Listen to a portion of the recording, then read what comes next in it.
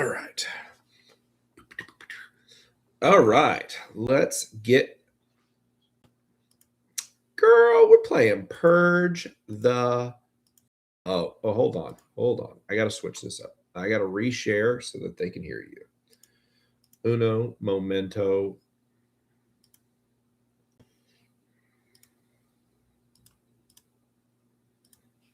All right. Now they will be able to hear you. Okay, cool.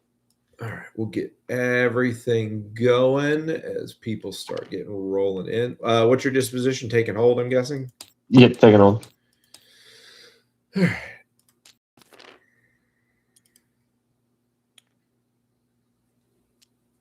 All right, chat. 1, 2, or 3. Ooh, just yeeted that.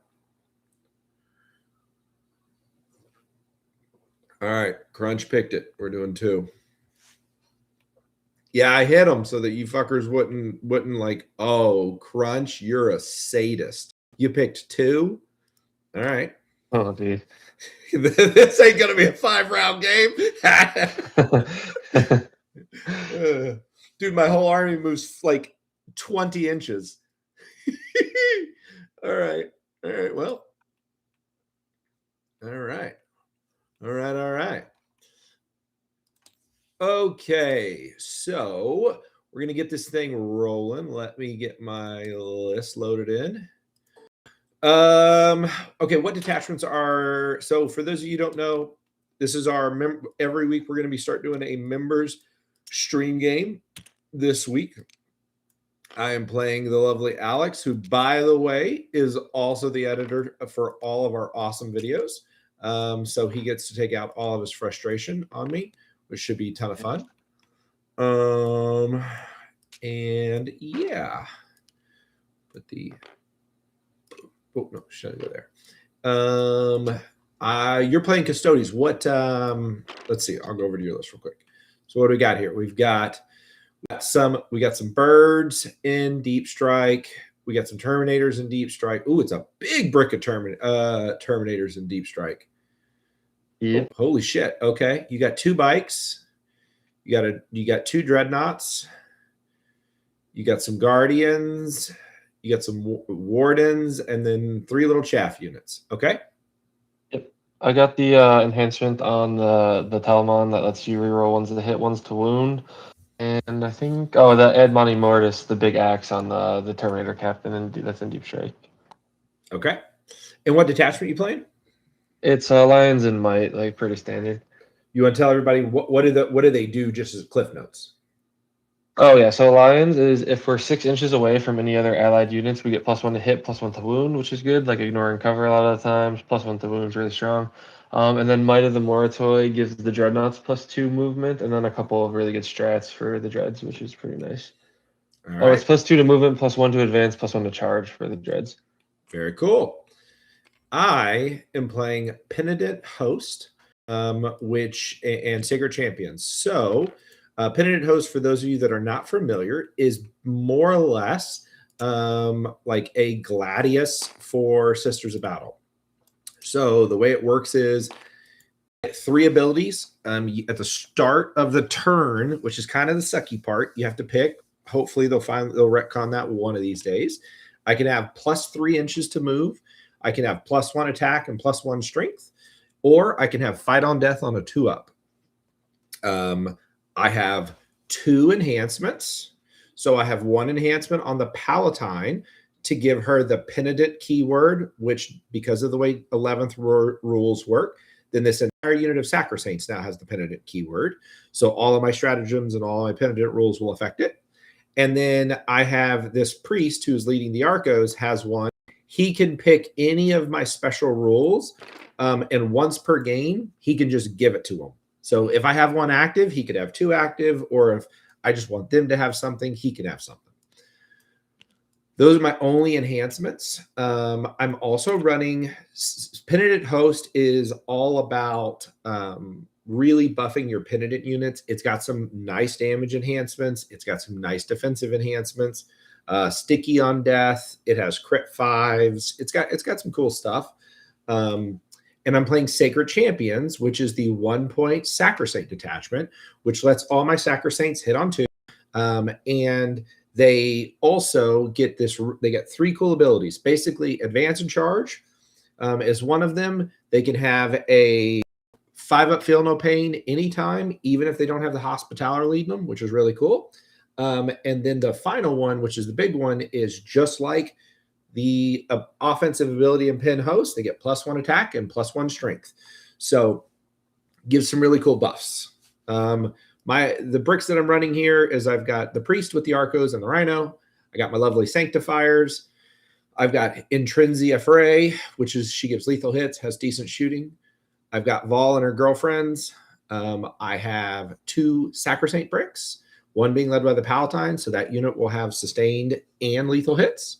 Then the other one being led by Astrid Thuriga. So that unit has lethal hits and devastating wounds. They give me miracle dice when they kill stuff. And if they die, they give me miracle dice also. Then I have the awesome Triumph of St. Catherine. She gives 2 buffs that I pick at the start of my turn. Also, one of them is just I automatically get a miracle dice of a 6. She has Battle Sisters. She is leading Battle Sisters. So basically this unit has 28 wounds with a 4-up invuln, which is pretty nice. And I can very easily give them a Feel No Pain, which is pretty cool. And I'm not doing the Hospitaller. I really need the extra points. A lot of people run the Hospitaller with her because it becomes a pretty tough brick. The big thing is you can really string these things out so her buffs can go really far with that 10-man unit. And then I've got 2 squads of Repentia. Repentia will literally die to harsh language, but a Repentia can kill a knight. So like these Repentia, when they charge into something, they will, on average, with no buffs, they'll kill 2 wardens. If Freya has waggled her finger, it's 3. If I pop a stratagem for crit 5s, we're probably talking 4. So they're going to go in and they will blend. And they are both in strat reserve. Okay. This might be a pretty fast game. We'll see. We shall see. Well, with this deployment, it will be spicy. It will be spicy. All right. Let's see who's playing first. I rolled a lovely 4. I got a 6, so I'll let you go first. Sure thing. I'm going to put my Sanctifiers. They are my only unit with Scout. Okay. Just making sure my custom dice are working. I got to get the Custodes dice on the table. Yeah, I'm good. I got some sisters. I'll bring them dice. I'll bring them out here in a second.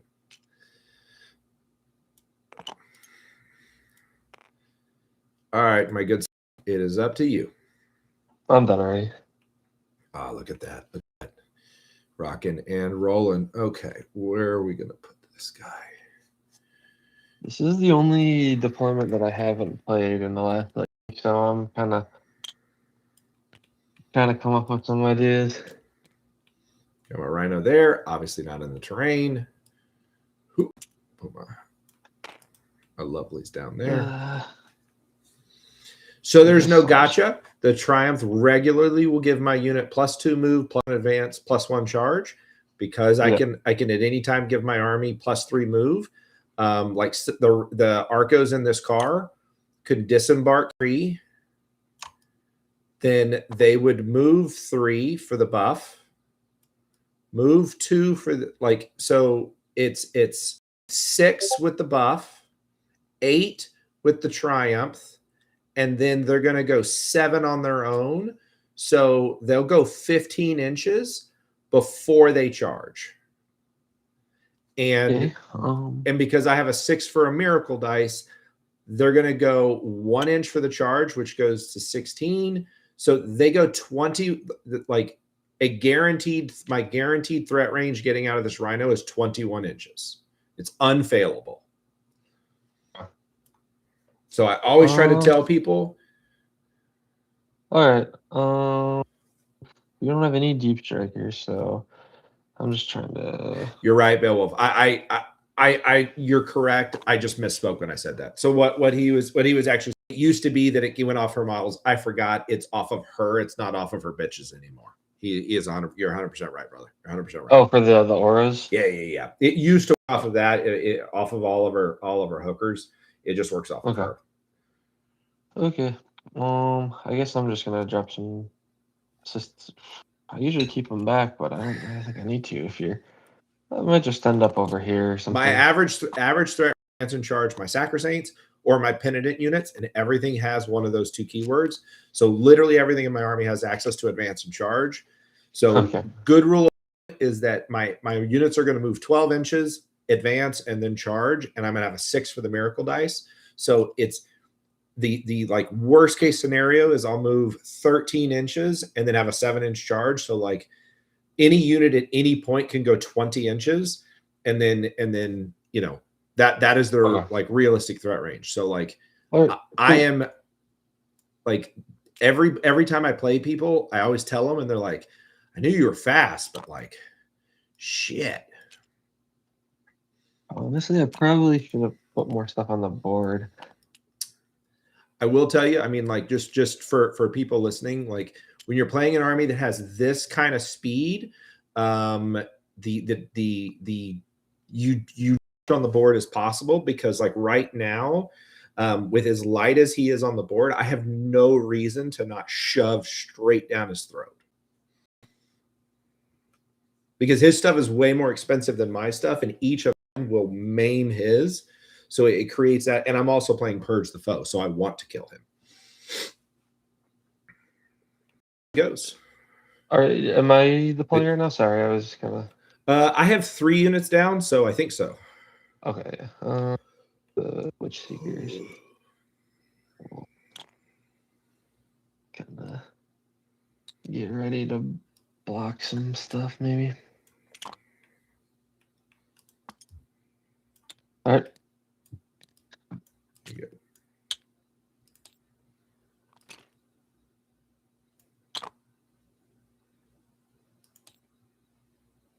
That's what I thought. Does that not work anymore? Of course it doesn't work anymore. I hit 2-inch gap because I was like, did they fix it? Because they were supposed to fix it to where you could actually like do them, but it just puts them in the old school T-bone. Yeah, the old school T-bone. Yeah. Your deep strike is the standard 8, right? Yep. Oh, it is the thing to note is that the Venatari can deep strike the same turn as the Terminator. So yeah, because you can do the double rapid. Yeah, the double rapid. Yeah. The double rapidos. You got the double rapidos.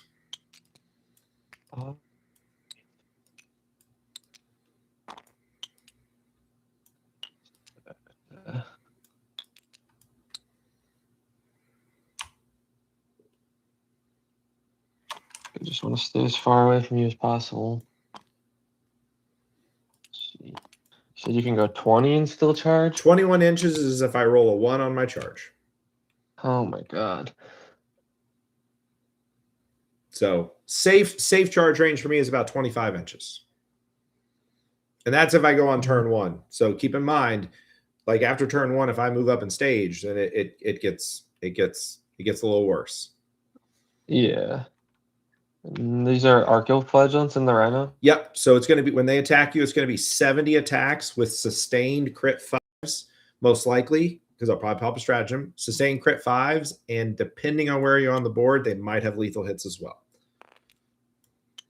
Yeah. And they'll all be at strength 6.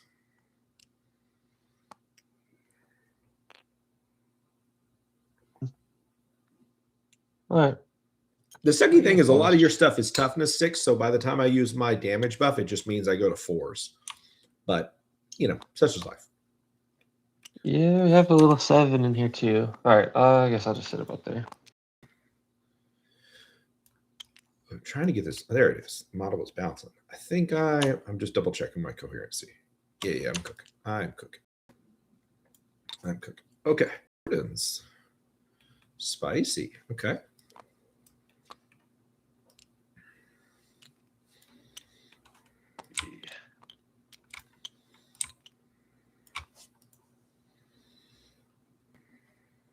You don't have very much shooting, right? Nothing that I should be really. Maybe Vol is kind of scary. Vol and Freya are the shooting threats. Freya has 2 heavy bolters, 2 basically heavy flamers, and then missile arrays, Melta missile arrays. Fundamentally, think of it as like they're longer range, but they're only D3 Melta shots. So put her about here. Because you're not a giant shooting threat either. All righty.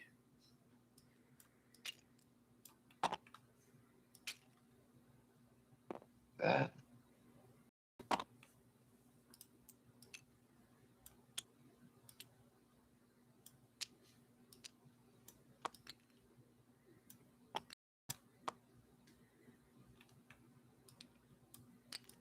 I'm just scooting Freya back a smidge because I needed to make a bigger hole there.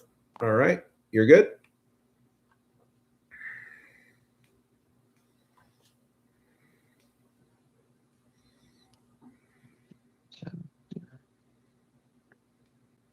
Might just go down the line here.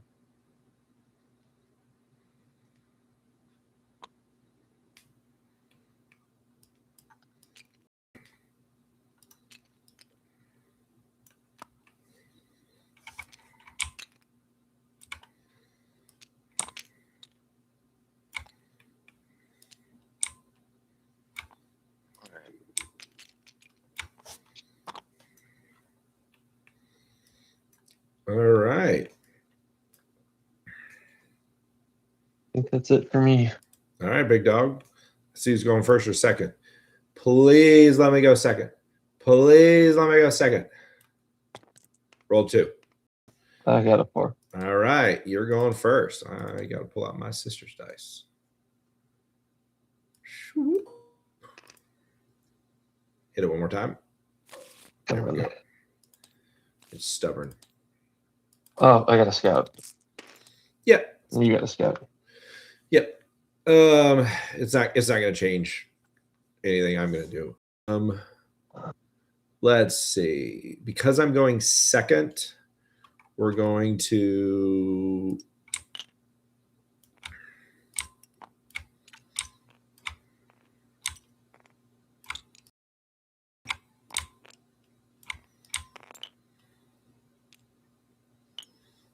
something like that. Get this guy behind that little wall. Get that there. If you want to get within 12 inches to shoot, that is your funeral. Because fall and touch you in all your naughtiest of bits. So you're going to go like that. Everybody's in the terrain, a couple of them behind the wall. That's my only scout. You got any scouts? Yep, I did mine already. Copy that, copy that, copy that. All right, brother. Floor is yours. Let's see. Let's real quick. So he is going to score, if he controls one or more of the central objective, which he just did, he'll score 3 primary. So he's going to get 3 primary because it's impossible for me to I mean, I guess it's not impossible. I can't even overwatch them. So he's going to score those 3 primary. But then normally for each objective he controls, excluding his home, he gets 5 points. And if at the end of the game, he can, on the 5th battle round, it goes to end of his turn. So he just scores 5 points for each point. Score 3 points every time if I've destroyed a unit. And then for each objective I control, not my home, I score 4 points. And then if I control something I did not start with, I can score 3 points. And then at the end of the battle, if I control one or more of the central objectives, I get a bonus 5. So I have bigger potential turns, but he has way more consistent scoring. And then he got Bring It Down and Overwhelming Force. Okay, well, my Bring It Down target is going to be the Rhino. And I think, if I remember correctly, the Triumph of St. Catherine.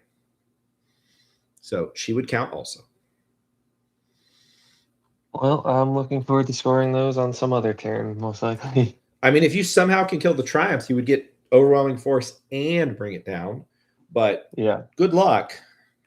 Yeah, I'm not gonna try that right now. Start of the battle round. I do get a miracle dice that is a 6, thanks to my bestest girl for the triumph. So we'll put that net over here.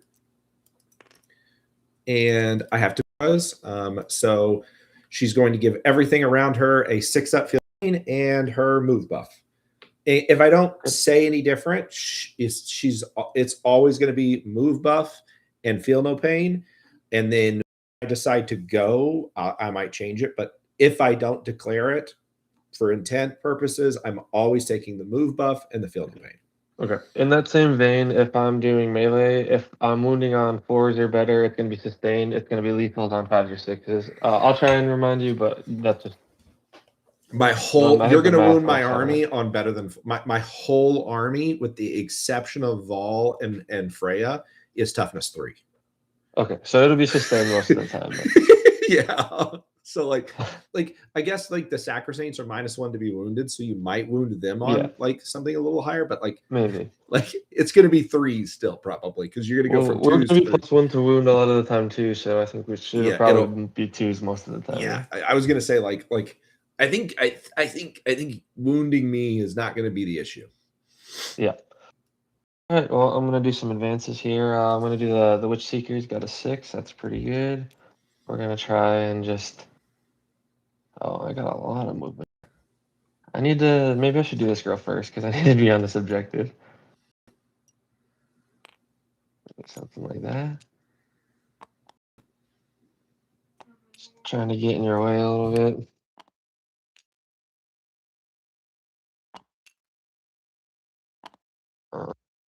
Nope, too far. I'm going to advance Wardens. There we go. Should have had them closer out here. Oh, what the? Hold on. It says measure movement is on. Why? There we go. 105. I might just kind of sneak down to this corner here and try and stay away from you. I don't think I've ever played an army that moved this fast, so I'm excited to see how it goes. Telemon, I'm just going to touch into this terrain for some potential overwatching, maybe. Sure. If you start coming this way. I don't think I have anything to be really afraid of shooting-wise, so. Literally just Morgan Vol, and predominantly she's 18 inches of shooting. So she'll move 8, shoot at 18 inches. Yeah. I'm going to advance these Witch Seeker, or the Prosecutors up top. Got the one. Can't believe they're saying Custodes in the chat. Banned. Banned. There's not that much love for the chat for the Custodians in the Discord, though. I thought I'd get a little bit more hype coming my way, but the people do not seem to love the Stodes on the server.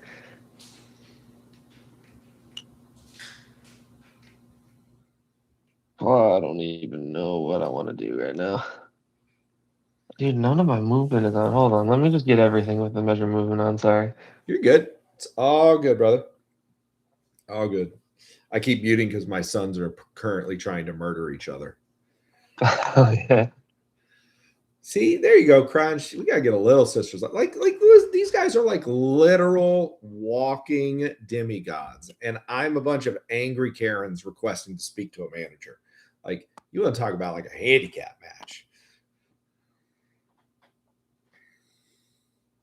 I really don't want to give you anything too juicy to get into here. Maybe we'll do like this, and then I'll kind of scooch the Terminators in behind. And I think that's going to be my turn. Okie dokie, saving our cards. All right, so you'll score your 3 primary, and then you're passing the turn to me? Yes, sir. All right. Passing the turn to me. Let's see what cards I get. So I got Cleanse and no prisoners. Okay. Okay.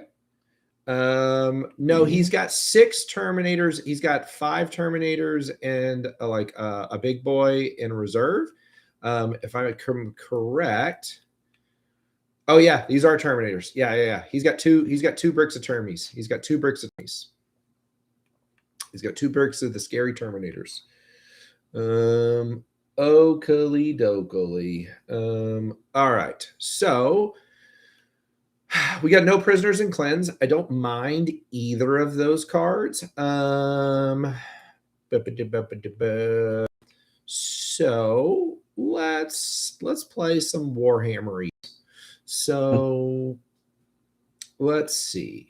You need to hold the points. So what's going to be interesting is you have 3 chaff units fundamentally, and that is it. And the bike's kind of. The bike's kind of. So if these girls go 8, spicy.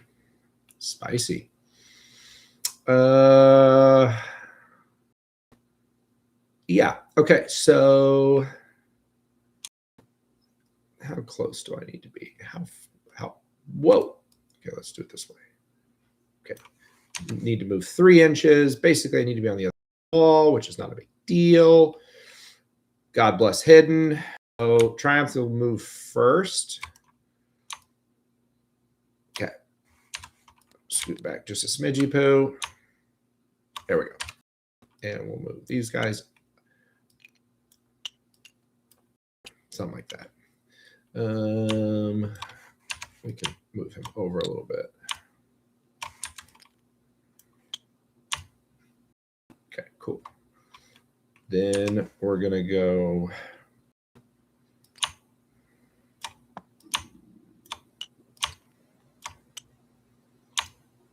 Okay, too far. The Triumph is infantry. It can get hidden. Yep, it is infantry. That's funny just looking at it. It makes no logical. Every time I play against somebody, they're like, "What do you mean that giant ass fucking diorama is hidden?" And I'm like, "Yeah." Actually, move this guy back in because I don't need any screen right here for right now, so I can move these guys out.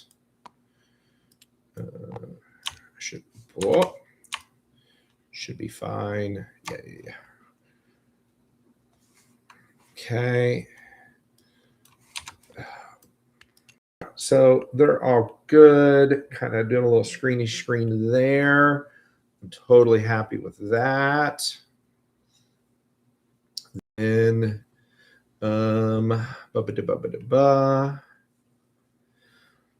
can kill these prosecutors pretty easy. Question is, do I want to kill the other ones? There's only 5 of them. What's their defensive profile? It's like 3, 1 wound, 3 up save. Okay. So it's very realistic that I could actually.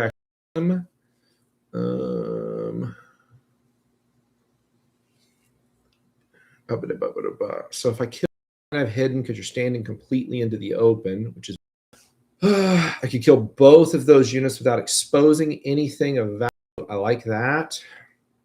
What does this Telemon have? Let's see. Strength 5 and Strength 6. Yeah, I'm not scared of those guns. Because I will get the benefit of cover, and you could still hit. You're still going to hit on 2s. But it's AP 0 or AP 1. Do you have a way of giving your guns additional points of AP? Nope. Okay. And the Talamon's not going to get the +1 to hit because he's a vehicle, so he'll be hitting on 3s. All right, so he'd be hitting on 3s, and I'd be saving on either 2s or 3s. Okay, very interesting. Okay, so one thing I like to do, my play style, you can tell me if you don't like this, and I won't do it, but I actually talk my turns out loud with my opponent, because I feel like it really stems any guns. And yeah, that's cool. You know what I mean?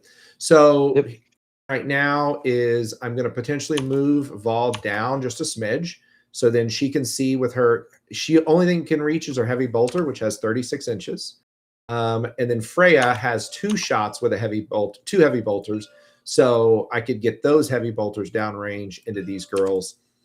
I think there's a decent chance that I can kill them. They're not going to have cover, and both of them hit on 2s.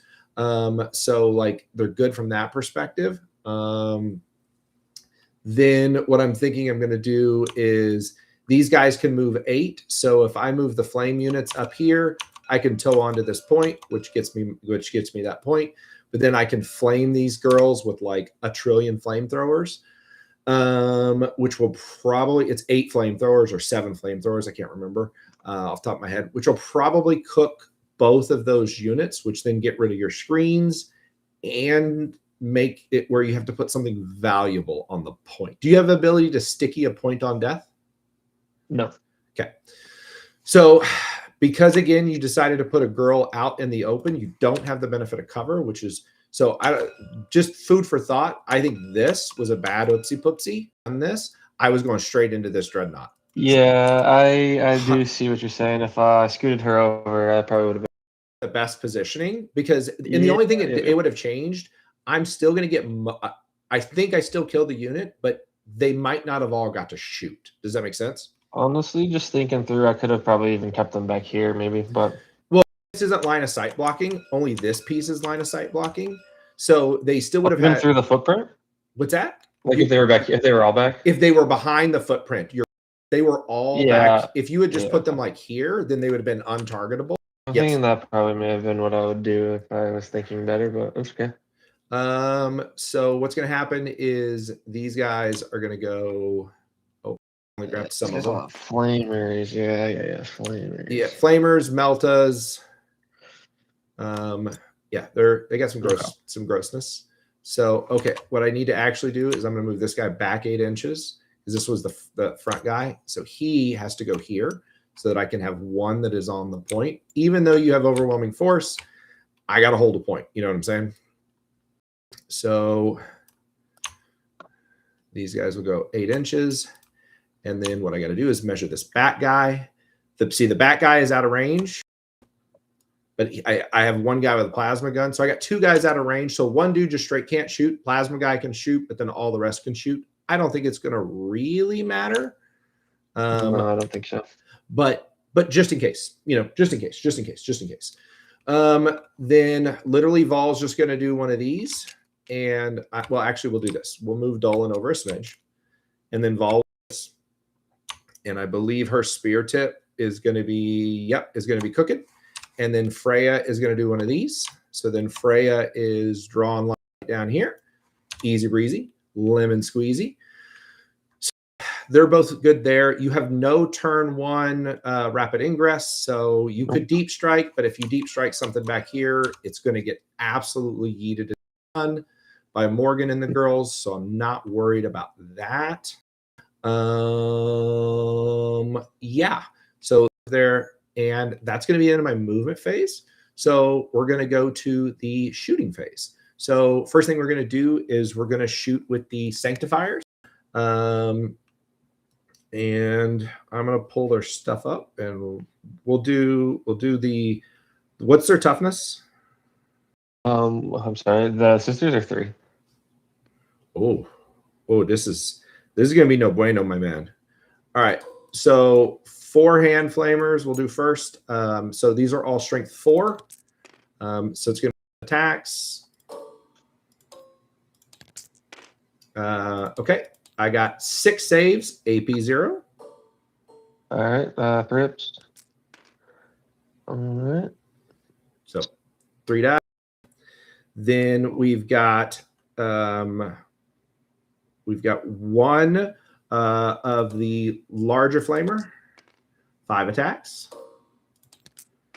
It's strength 6, so that's going to be 5 wounds at, I believe it's -1. Let me double check. I haven't been playing them a lot recently. Yeah, so -1. 5. All right, we're done. Okay, so that does kill me a unit. So for Urge the Foe, I'm going to get 3 points of primary. But then also for no prisoners, I'm going to get 2 points of secondary. Then we're going to switch over and Freya is going to shoot at the Witch Seekers. So we've got 2 heavy bolters. So 6 shots hitting on 2s with sussies. So missed 1, but I got a sustain there. And then strength 5, so wounded on 3s. I got 1 miss, so I got 5 at AP 1. All right, corpse. Not too bad. Got 3 of them. Was two, right? Yeah. Oh, yeah. Sorry. I thought. Yeah. You're saving on 3, so only 2. I only got 2. Good call. All right. Then Big Volley is going to do her. I should have done this first, but that's okay because this weapon had blast. But I don't know why I thought that unit had 4 in it. Okay, so 2d6. It's going to be 8 shots. Huzzah! All right, all hits. She gets to reroll everything, so that's 8. And then this is going to be strength 4, so wounding on 3s. Rerolling everything. Oh, I didn't reroll that, so we're going to do this. Huzzah! Nope, stay to 2. And huzzah! All right, I got 7 saves at AP 0.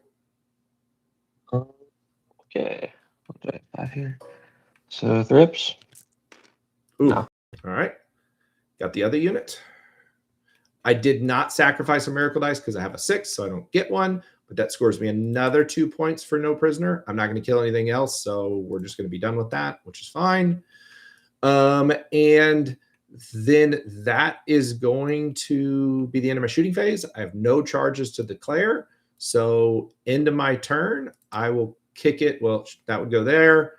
And then we'd each have 2 CP. So we'll go to your turn. We each have 3 CP. So start of battle round number 2. It says any battle round, control 1 or more of the central objectives. You don't control a central objective. And then into your command phase for each objective you control, excluding your home point, you'll get 5 points. So you get 5 points. And then let's see, what did he get? No prisoners and behind enemy lines. Well, behind enemy lines sucks, but maybe later. Yeah. No prisoners is fine. I'll score later. Yeah. You got the 3 kill ones. You got the 3 kill ones. Yeah. All right. Let me do some measuring here. Just how far. I'm thinking about sending some shots downrange at Vol here. Go for it.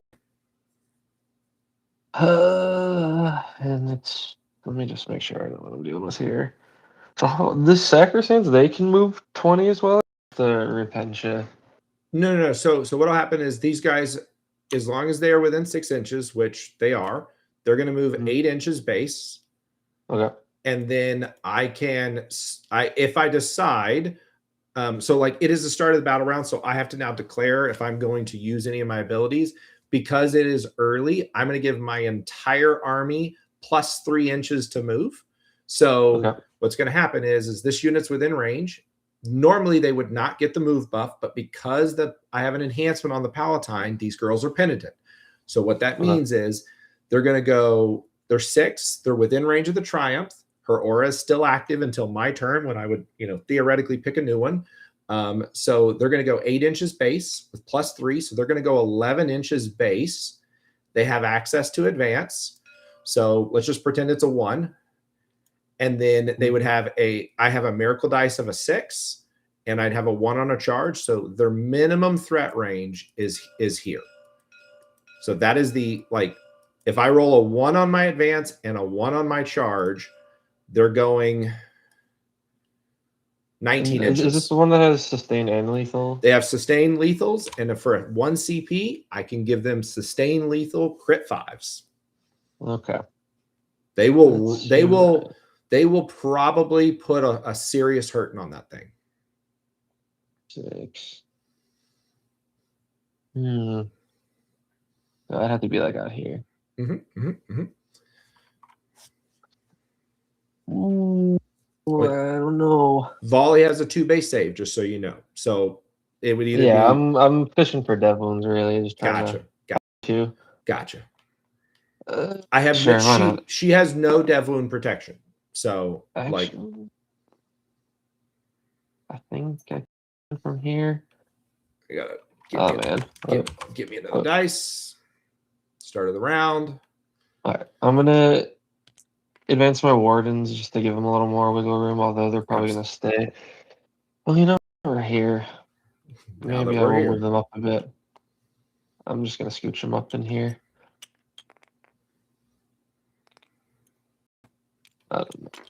I feel like my game plan I usually play is not happening, so I'm going to have to try some stuff. Listen, sometimes you got to experiment. Sometimes you got to experiment. I think I'm going to maybe play a little more aggro than I normally would now. Well, I don't know. Not yet. I'm going to do the things I know I'm going to do first, though. It's these Virtus Praetors. Ooh, the scary So they pikes. auto advance. They auto advance 6, so they can go. They go a trillion 18? miles an hour. They go. What is it? It's like 18 or something like that, right? Or 20? Yeah. 18. Okay. Yeah. So I think the idea is They go a that million. I'm gonna touch one onto here, try and clear as much of them as I can. Then the other one, I'm just gonna kind of 100%. not touch into the objective here. They absolutely have the benefit of cover. You to see all of them. Well, I mean, yeah, more or less. I mean, you can find a way. Life finds a way. I think it would be very difficult. I think it would be very difficult. I'm touching that objective. Terminators. Yep, I will do this. I guess I'm gonna scooch up into their spot. I don't have to worry about screening deep strikes. I'm gonna just. My kids are running around just while you're doing this, real quick. You good?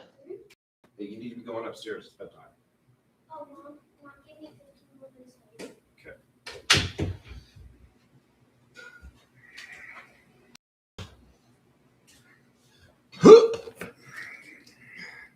All right.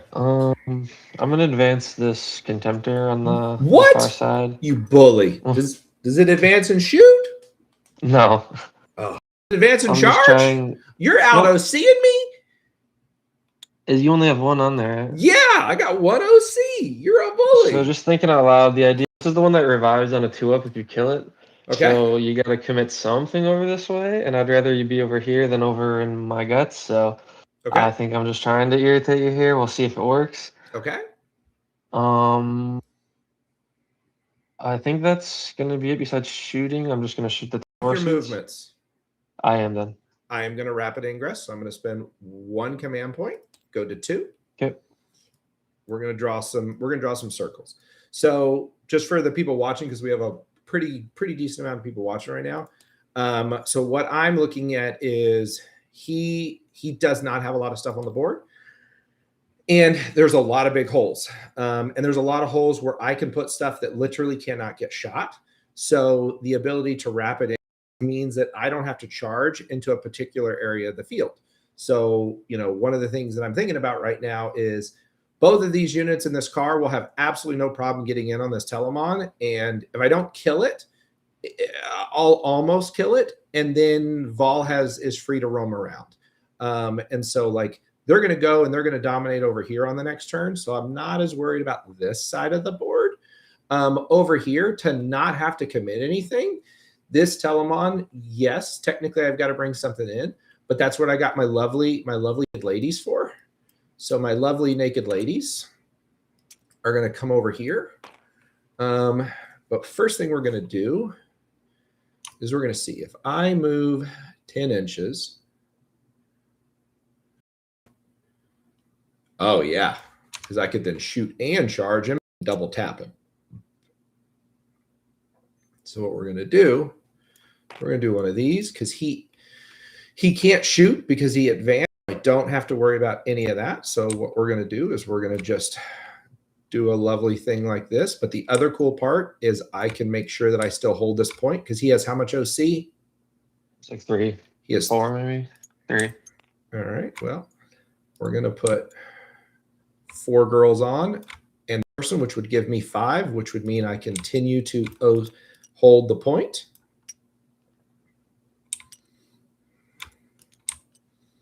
One more on there just for good measure. And then we are cooking. Clear bubbles. The floor is yours. Fire at will at Morgan Vol. I have cover, but other than that, I got nothing, big dog. All right. I have 24 shots. Only the one gun is going to be in range. So, all right. So we are hitting on 3s then, re-rolling 1s. Get it. To add, and then Toughness. 6s are devs, and we're wounding on 5s. Oh, Re-rolling 1s. that was So pretty that's good. not bad. That's 6 devs. 6 dev wounds, and then 3 AP1 damage 1. 3 AP1s. So I failed 1. So that means I'd fail a total of 7, which means you'd kill 1 warsuit and you'd put 1 warsuit at 1 health. It's not bad. I would have liked to get the second one, but you know. I actually think you rolled a little above average. I kind of did the as a statistics major in college, and so like my wife says I'm autistic, but I'm just pretty decent at math, and I was like, he's gonna kill. I was like, he's gonna kill 1.5. I'm okay with that math. I was like, all right, I can live with that. I don't love it, but I can live with it. All right, I think that's probably gonna be well.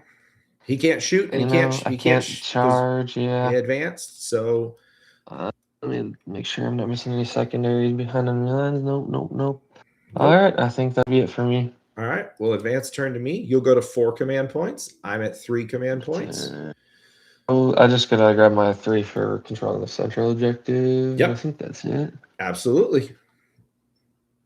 All right. So for each objective you control, excluding your home, you score 4 points. I only hold 1, excluding my home, so I'll score 4 primary. See if I can control 1 I didn't start with, or if I can kill something. So we'll see how those go. I got cleanse still. Let's see what else I get. Grievous blow. Do you have any? You don't have anything. You don't have a grievous blow. You're custodians. What are we talking about? Assassination. Okay. Assassination and burden of trust. So I got to guard something. They can still shoot and stuff. I just got to stay on a point.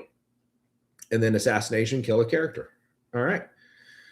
Okie dokie. So this unit right here, my sanctifiers are going to cleanse and guard. Well, first thing I got to do, they're actually on a point. Let's see if they give me a miracle dice.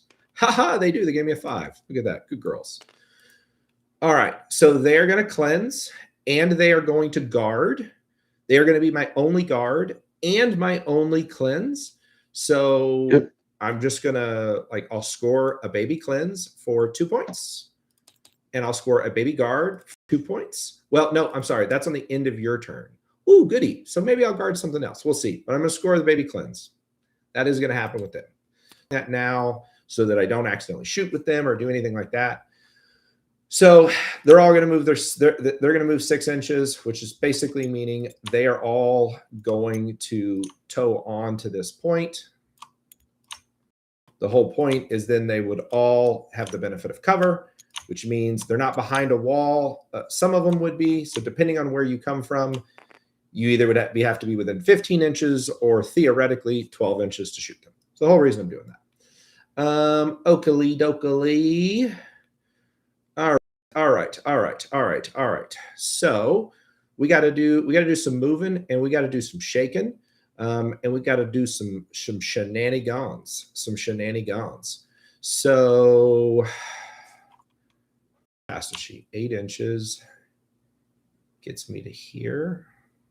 So I can easily tow onto this point. But I can't see there. I'm not going to be able to get within 18 inches of anything, so that's fine. Oh, she's going to have 10 inches. So she gets here. She can see down this line. Okay. Yeah. Okay.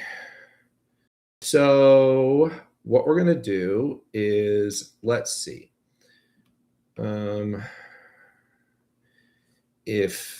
If the Triumph moves up to here, the Triumph toes on. This is sticky. Home point. I mean, I'm less worried about you coming in behind me. I'm gonna double tap this Dreadnought. He will die. These dudes just move 6. They have no uppy downy, right? Or move 5. They do have uppy downy. Oh, they do have uppy downy. Okay. It actually might not be once a game. It's at the end of your turn, though. That's fine. Oh, it is once per battle. That's okay. we're gonna, if we send those, we could just, I could kill both of these. Your hammer units haven't come out yet, so I don't really have to break my shell defense yet because I'm winning pretty, like I've got a good lead and I'm gonna kill something. And so let's see, if I kill something, I'm gonna be up 26 to 21, so I'll have a 5-point lead. Then on the next turn, you're going to score 10 primary. I don't love that. So it's the do I want to flip this? But I think I do have assassinate. This dude isn't a fucking character, right? Nope. Yeah, I didn't think he was. Didn't think he was. The only character on the board is just Valerian. Okay. So there's no reason, like, other than he's going to be a pain in my ass shooting. There's no reason to necessarily go out. I go up to, then this guy. Oh, didn't mean to pick him up. Yeah, he wouldn't be able to do anything, which is good. I like that.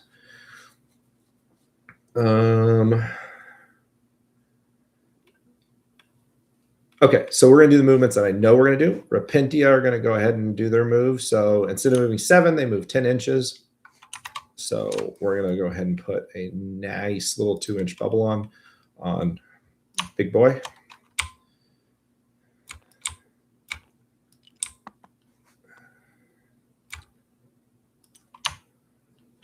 I don't know if I mentioned, I do have a D6 reactive move if I get shot. I don't know if it'll come up, but I just wanted to make sure I said it before you started, planning stuff. Appreciate you. Well, it's a D6 though, so you know how that goes.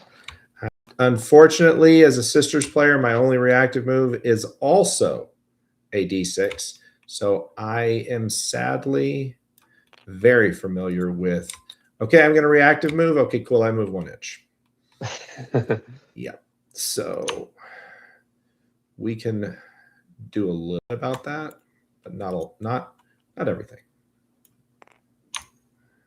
Yeah. I don't think I have a whole lot of places that I can go that's going to be much safer than where I am, but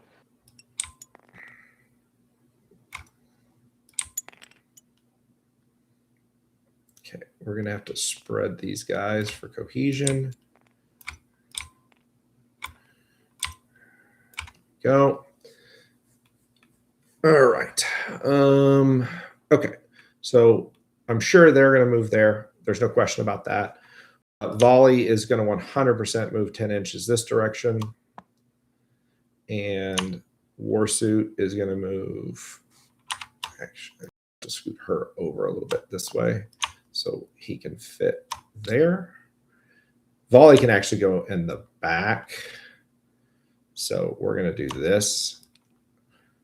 Her guns are very long. The other guy's guns are not as long. So that's why I'm wanting to be very precise with it. Okay. So they're good. All of them can see. There's no question I'm making that move. I don't like the fact that this area is completely open for potential strike. So we're going to look at that. Okay. All right. Yeah. Never mind. It's not open. You might be able to fit something back here, but even then, 5 inches and then having to charge around, yeah, that's not happening. And I'd heroic into you, so we. The Venatori don't love coming down just out of deep strike. They're more will come down on your turn. Yeah. What I was looking at was like a rapid, like I was saying, like if you came here and then you move 5 inches.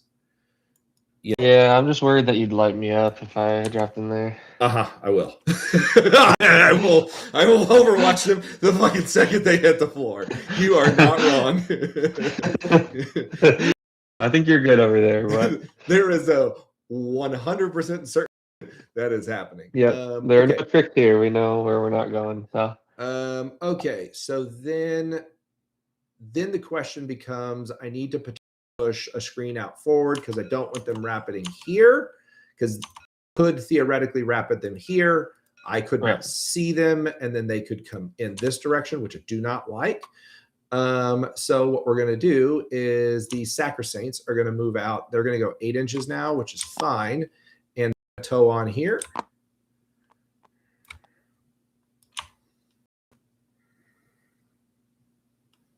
They're going to advance because like they have no guns, so it doesn't. Okay, they go a million miles now. They go like straight up a million miles now. And these girls are going to not be in the terrain feature, so that I can push my screens up. So I only have 3 girls on, so it's just 3 OC. And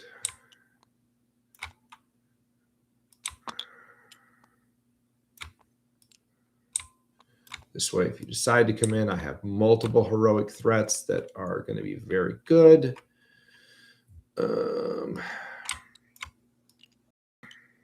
Touch the terrain feature for the girls that are kind of hanging out so that they're all hidden.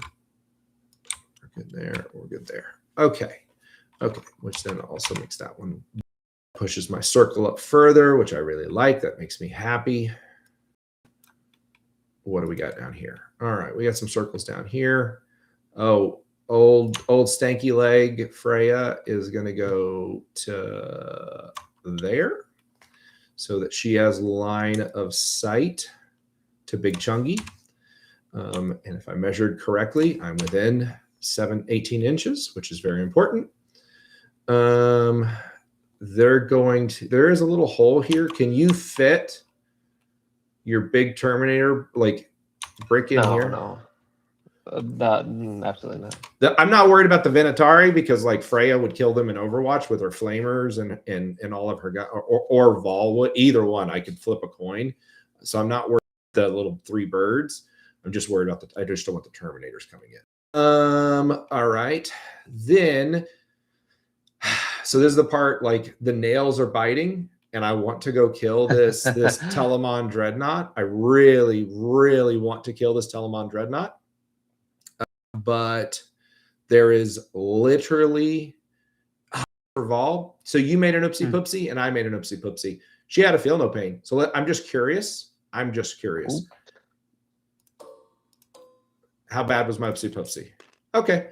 So that one would not be a 1 wound. He would be on 3 if I had remembered. So I messed that up. That's okay. Man, I want to kill this Telemon so I don't mind bad. if you put it back up. If you, I don't know, maybe you owe me one later. It's my oopsie poopsie. It's my oopsie poopsie. You gotta remember. You gotta remember. Okay. The biggest question here is, do I stay or do I go? Do I stay or do I go? I gave myself the 3-inch move because I wanted, so the 3-inch move in full transparency does 2. It puffer fishes your opponent where they go, oh my God, he's going to go so fast. What am I going to do? But then the other thing it does is then if you decide you want to go, you can. The question is do I want to?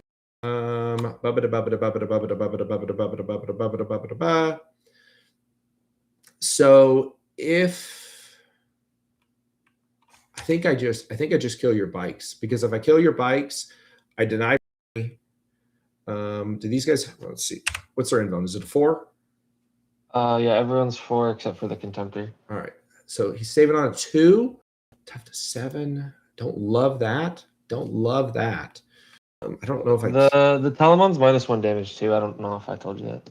All the stuff I'd be sending into it's 1 damage. So okay. I'm trying to do the math. Like if the Arcos, I don't think they kill it, but I definitely auto see you, and you're not, and I think I kill 1, and you're not killing me back.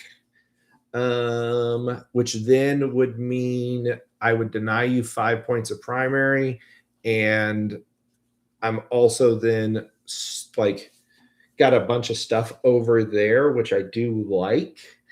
I do like that. That does make me happy. That is the question of, do I go or do I not go there? I don't think there's any reason to. I think even with you scoring 10 primary, I'm not too worried about it.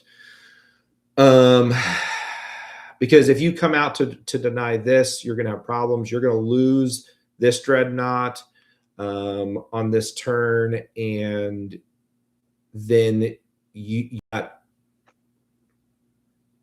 to decide. You're not going to bring anything down on my backfield, so the real only thing you can do is bring them in front of me. The Arcos would be all up in here,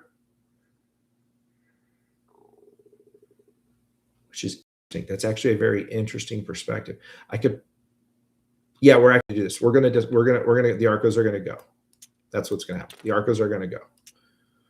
So what I'm doing is, the reason I was really heavily debating this was because of the fact that I don't actually think they're going to kill this, but I think you're going to, at the end of my movement, rapid ingress your Terminators down, because I think the board's such a dire spot for you that I'm going to kill this, and then I'm literally going to here. Your Telemon is over here. He can't reach Vol in the next turn. All of my stuff is hidden. And so, like, you're going to, like, you Terminators, but you're gonna have a hard time getting into me, and I'm gonna sit back and score until turn 5 when I come over and kill you. So you're gonna have to push. And so if I push the screens out, then I make it to where you literally can't bring the termies in, which I really like. Okay, so these guys will disembark 3, then they're gonna move 3, and then they're gonna move 7. So they move 13 inches before doing anything else. So they can go to about here. Now the question is what is the overwatch on this bitch right here? So it's going to be D6 plus 3 shots with blast. So it's D6 plus 5. So you're going to get 8 shots there, and then 12 shots with the other one. So you're going to have 20 shots. You'll get, it'll be 24 with the other. There's 2 of those guns. Okay, so 24 shots, and you reroll ones, right? Yep, and one's to hit and to wound, but to hit you can't reroll. Oh yeah, you can't reroll. So you have 24, so you probably get 6 hits, and then you'll probably get, or you get 4 hits, and you'll probably get, we'll call it like 3 wounds. I maybe lose 2 or 3 Arcos, because this is all damage 1. Yeah. I'm fine with that Overwatch. I'm absolutely fine with that Overwatch. Okay, so 2 wounds. 2 wounds with a 5-up, feel no pain. Wow. And I figured they'd be 1. No. They are a tar pit unit. Okay, so they can go there. So for the sake of time, they're gonna fundamentally be.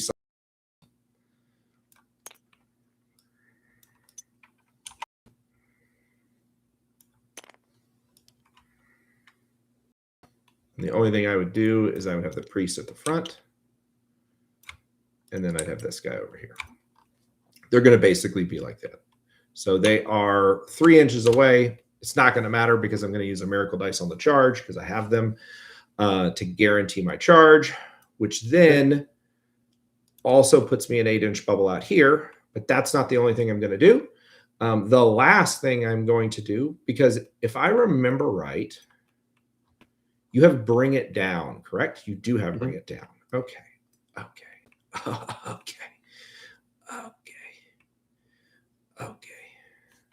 So the Rhino is actually, it's actually a value to you, which is interesting. So what we're going to do is we're going to play a little bit of musical chairs. So the Rhino is now going to move backwards, and he is going to kind of go here. And then the sack to advance. They go 5, so they go a trillion. Actually, the Rhino is going to go, is going to stay where he is. I apologize. Do I want to move him forward? If I move him forward, I can literally completely block this area out. Yeah. We're going to move him forward just 10 inches to right here. And because these, you're not going to bring these wardens off the. I mean, like you could, but that would be a little bit crazy. And these Sacrosaints are going to move up, not touching the point. I do not want them getting shot, or not touching the terrain feature, I should say.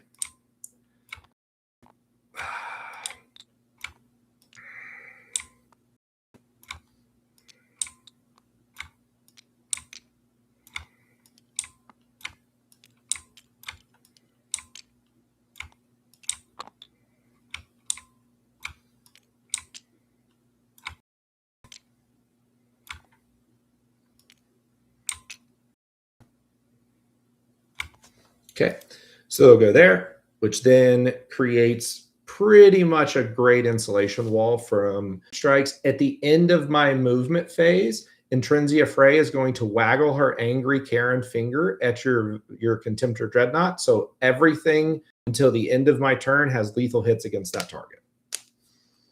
Okay. It's the talk this out with you since we're such good friends. What you got, brother? I was gonna bring the Venatari down here. You did a pretty good job not letting that happen. So I'm only just looking at. I mean, like this is really the 12. So I could still get them a lot of places, but I'm just not sure what the value is. Like maybe here. Keep in mind. So like for people watching, like in a normal game, like you would talk, like because this is not a competitive game and we're trying for you guys to learn. I have no problem like coaching my opponent in this circumstance. In a normal game, because people are always like, "What should you do?" Like I probably wouldn't tell them where I think they should go. But like this is not that kind of game, and like Alex is a bud, and I am a dirty, sweaty tournament player that does those things, and Alex is like a good Warhammer player. So like it's fun stuff, right? Yeah, let me pick your brain a little bit on so this. So here's I'd love to hear your thoughts. Don't go here. Don't go here. This is what I did here. The reason I moved this out. This is what I was struggling with. I knew you were going to come in. I didn't want to give you the bring it down, but I decided was it was better to it was better to either give you the bring it down or bait it than let you get close to me. And So that's the reason I brought this out, and that's the reason I charged the Arcos. That being said, pretty good. The bait that I laid was right here. My hope was, because these Arcos do not have guns. They straight up don't have guns, okay? They're like the burnt peanut. They don't have arms, okay? They have whips for arms. If you go here, this is what I want you to think about. If you go here, this would be about an 8-inch. You're going to be exactly 8 inches away, right? So it's going to be it's going to be a 9-inch charge. I have a miracle dice of a 6. I have 2 6s and a 5. I'm gonna pop a 6, and then I'm gonna roll this. See if I can make it into these guys. Yep. Then I'm coming down here and I'm wrapping both of these things, and I will literally completely encircle this thing with, and I'll wrap those birds. I'll put all my attacks into them. Them I'll kill, because this priest gives this unit +1 to wound. So like I'll kill those dudes. The bikes, I don't know if I'll kill the bikes, because I'm just gonna go from 5s to 4s on the bikes. So I don't know. So this was my bait. So let me talk about what else I'm looking at here. I'm considering maybe, I feel like I have to bring something down this. I need to at least clear a little bit of your stuff off on my turn, or else I'm just gonna kind of be sitting here. I'm considering maybe coming in here and just trading them for Vol's unit with their shooting +1 to wound. Coming in where? Like back here. Oh, like back 12. Here? Yeah, we'd be able to get pretty much guaranteed if I strung out this way. Yeah, the only thing keep in mind, I'm gonna have I'm gonna Overwatch, and I'm gonna heroic. So I mostly insulated her so that if you came in, maybe you kill it. Here's the other thing that I'll tell you as a trap. This arm Vol is a little bit of a distraction Carnifex. She does a lot of damage, but these Sacrosaint bricks will do just as much damage to you as she will. They just don't have shooting, so it's all melee. Yeah. So if you bring them in and trade them, you got that. Now so maybe come in this way then. The problem is here's where your problem comes in. your action monkeys, your stand on units, losing both of them in turn one, like you pushed them forward because you were scared of the speed, losing them both in turn one made it to where you have this impossible problem where everything you have is extremely valuable. And I am so much faster than you that I'm going to stand back and go, come forward. And then when you try to come forward, if you get into one thing, I'm going to send two into it in counter. And so it creates a real problem for you. What I would personally be focusing on is, so like, I'll give you an example. Like this unit right here. First thing I'm doing, I'm putting them on the back of this wall, because if you don't, I'm going to rapid ingress on your turn, Repentia right here, send them in, and they will kill half of this squad. You'll kill them back. Like you'll kill them in the fight back, but they will kill half the squad. And then I'll send my other dudes in on the next turn and kill it. But if you screen the back of this off, like, oh, because you can't come in my deployment zone, right? It's only the board edge. No, brother. The deployment, your deployment zone is back here. Oh, yeah. I'm coming back. If you don't screen me, I will be back here on the next turn. So like these guys have nothing to do. I'm advancing on your turn and putting them here. But as far as your rapido, you need to think about scoring. So like if you put these guys on this back wall, I will concede that is yours. I'm not touching it, which is not a bad thing. If these guys score you 5 points every turn, they're going to score you 20 points. They're going to score you almost half your primary. They have done their job. They have done their job. What if it was me personally? I'm bringing the birds right here, and here's why I'm bringing the birds right here. You've already lost the OC in this thing, because even if I don't kill, you're not going to kill all of me, so you've lost the OC. But now what's going to happen is a second unit that can very easily, like these bikes, they fly. So you're just going to fall them back. And then these Terminators come out, these guys come out, they shoot, they charge, and you hold this point, because you have to hold the middle. And then on your next turn, because you're going to now hold the middle, I'm melee, I got to come in. You have a perfect safe spot that you can rapid your Terminators behind this L or behind this L, because these guys have moved out on your next turn. Because what you're basically doing is you're praying that you're going to, like, the only chance you have is your 4-ups are going to 4-up and you can hold the middle, because it's going to get hard. It's going to get hard otherwise.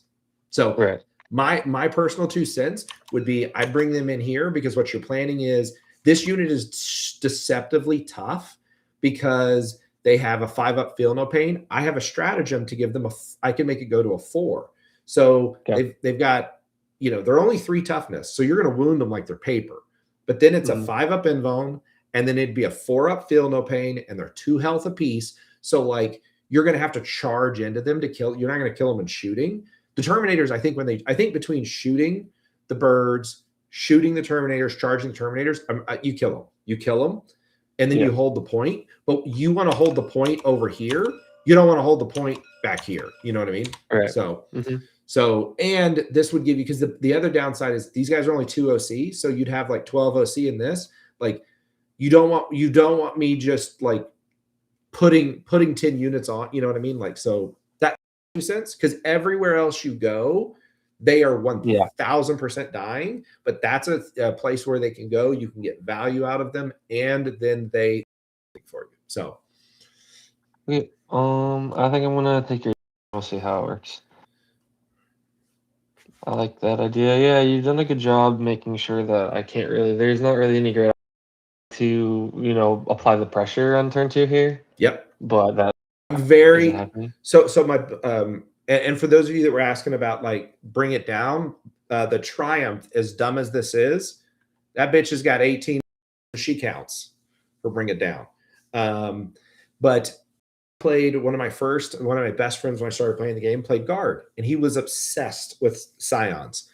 The amount of times that I had shit deep strike in and shoot me off the board, it trained me to be cognizant of deep strike. So like, I wouldn't think like you did a bad job or anything. I am just one of those rare opponents that, like, if you're a deep striking army, what army you are, I'm like, oh, okay, I have a lot of reps into armies. Like I played Carter the other day on his Votan, and he was like, you screamed me into 12th edition. And I was like, dude, I know how deep strike armies work. You were deploying, I was like, you should have, like, I'd have started everything on the board. Yeah, about halfway through the deployment, I think I kind of realized that. I guess Against when like you're expecting speed, you got to keep stuff out there. Yep. Someone for Emperor's Children, World Eaters, maybe orcs now with Equatorial Hordes, because you got to think orcs, scout 6, move 6, auto advance 6, so they go 18 inches and then charge you. Like there is some stuff out there that can go fast. Sisters are deceptively fast because it's none of them move fast, but it's like, well, when I stack this buff and this buff and this buff and this buff, that's the whole Sisters army. None of our units are good by themselves. You look at any of our data sheets and you're like, that's not impressive. But then when you add them all together, you're like, fuck, what? All right. Are you done with your Rapido? Yeah, I'm thinking maybe Rapid Ingress is free with the Venatari. I have 4 CP. I might try the Overwatch just to see if I can't save these bikes, because I think I kind of just need them. Go for it. I'm going to pick up a couple. I'm not expecting a whole lot, but I think I'm just going to let it rip because I need to try something. 24 shots. Get it. Does it matter? I mean, like if the one has devastating, so you should probably roll them. You should roll them separate. Yeah. I'm rolling just the devil ones first. I think. I don't know if it will really. Go the for order it. Doesn't really matter as far as I think. All right, so sixes. You got 3. Pretty bad. That was statistically the exact average. By the way, 4 would have been the average. All right. I think we're wounding on probably 2s here. Yeah, I'm. So like not much. And then. Okay, just one dev one. All right, feel no pain. I'm fine. Okay. Other gun? It's D6 plus 3. I get think. It. There are 7 models, so remember that you're going to get the double blast. So 6 plus 2. Lot of shots. 8. All right. 6s. Got 1. Probably 2s. No. I do. 5s. Fail. Damage. What's the damage? 1? Just 1. Takes it. So I take 1 damage. Well, that wasn't super helpful, but I think it was maybe worth a try. I think listen, I'm a big believer, like when like you have to see your path to victory, and when the game starts feeling like, oh my gosh, it's out of hand, that's when you go, you know what, I'm going to take some shots. I'm going to take some shots, because if one of those shots in a row pay off, all of a sudden that thing starts swinging the other direction. For sure. Okay. All right. Continue with your turn. All good, brother. Shooting. So what's going to happen is the 2 war suits are every shoot into the dreadnought. So what we'll do is we will fire. It is a vehicle, so I'm going to have +1 to hit and +1 to wound. So hitting on 2s, re-rolling everything. Strength 9. So I believe your toughness 9. Yes. So 4s to 3s with full re-rolls. I got 2 wounds at -2. All right. This will be 4. Failed 1, make 1. All right. D3. You take 3 damage. All right. All right. Then they're multi-meltas. All right. One of them said, nope, we're missing no matter what. And then we're wounding on 3s with rerolls. I got 3 wounds at -4. All right. Well, we got 5 up and roll on this guy. He's a 3. Yes, sir. Failed 2. Failed 2. Now, and this is the one place where Miracle Dice is actually worth the shit, where you get to roll things, because these are melt damages. So what I'm going to do is I'm going to roll the first one, and that's 1 damage. And then I'm going to sub in a Miracle Dice of a 6 for the other one. So he's down to 1 health. And then Morgan Vall's going to shoot her 2 big guns. 2 hits. And then wounding. Roll that bad boy. I got 1 wound at -2. All right. Good. Perfect. And he is dead. Does he stand up? On the 2 up? No, of course not. Does not stand up. All right. That happens so often. It's crazy. Does he have Deadly Demise? Yeah, it's Deadly Demise 1, I believe. Okay. Nope, we good. Okay. That's okay. I actually didn't realize I had a speeder the other day. The new land speeder with Space Marines does not have Deadly Demise. I guess it's such a small vehicle, just straight up doesn't have Deadly Demise. Yeah, I was shocked because it got blown up and I was like, let me roll Deadly Demise. My opponent was like, I don't think it has it. And I looked it up. He was right, 100%. Okay, since that thing, then I have no other like Frey was going to shoot it also, but don't need to worry about that. So now we're going to move to the charge phase. Actually, no, the priest is flamethrower at these dudes. So 3 attacks. And then I'm guessing 5s. So 1 wound at -1. 1 wound -1 into the bikes, right? Yes, sir. All right, so 3 up. Nope, man. I got to get some new dice. 1 damage. All right, we're going to move to the charge phase. The Arcos are going to charge. I am going to sub in a 6 for their charge. Yep. Actually, do I need to sub the 6? No. We're going to just sub the 5 because I want to get as many. I want to truly like really be able to wrap and get really deep in there. So we're going to sub the 5 in. And my other roll's a 5, so they go 10 inches. All right. So, uh-oh. I'm gonna end up getting your birds too. This to me. I didn't think I would roll that insane. Okay, so we're gonna retcon something. This is a friend game, and I literally told him to go there, so people don't be like, "Oh my god." Yeah, I probably should have stuck back a little bit. Yeah. So what you because here's the thing. What we would have. Okay, what's the max that I could make? And you'd go, okay, let's see. They go 6 here. And then if I get a 6 here, because I just have to end closer, it's here. And 3 inches, they need to literally, because the back line could basically go in. If they're here, they are literally unchargeable. So that's all we got to do. Because what I'm worried about is like, I'm going to go 10, I'm going to end here, and then I'm going to slide over. And when the other one slides over, he's going to slide like here. And then it was like, I was going to be able to like basically pile in to tag them, which you didn't want that to happen because then they can't move. Yep. But unfortunately, I can get into this Telemon. And it is poo-poo diarrhea, as my sons would say. Yep.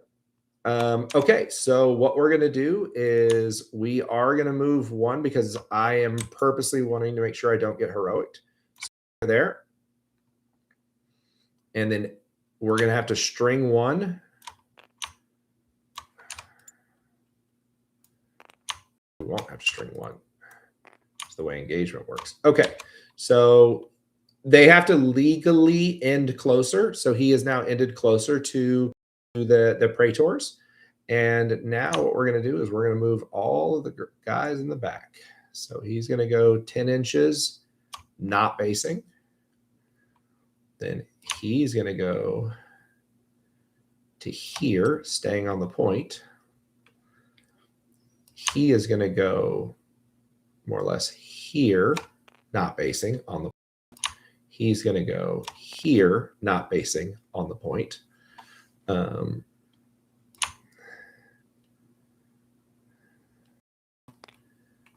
going to go there. He's going to go there. He's going to go there. He's going to go there. So for those of you that don't know, like the way it works is closer. And even when you roll a big charge, I have to end within 1 inch. So, and the reason that it really matters, yeah, I'm going to have to, good call. So what happens is I have to be within an inch. So what I'm going to end up having to do is do a little bit of this. And then I need to check cohesion because I had such big movement. This guy just has to come down here. These guys luckily have 28 millimeter bases. So I'm within an inch on all of my models. I have moved to the target. I'm totally fine. So now charges is done. I get to do my pile-ins. This guy's going to just pile in and touch. This guy's just going to touch. This guy's not going to move. Can't move because these guys are exactly 2. And this guy's already touching. I've finished my piling. Do you have a heroic you'd like to issue?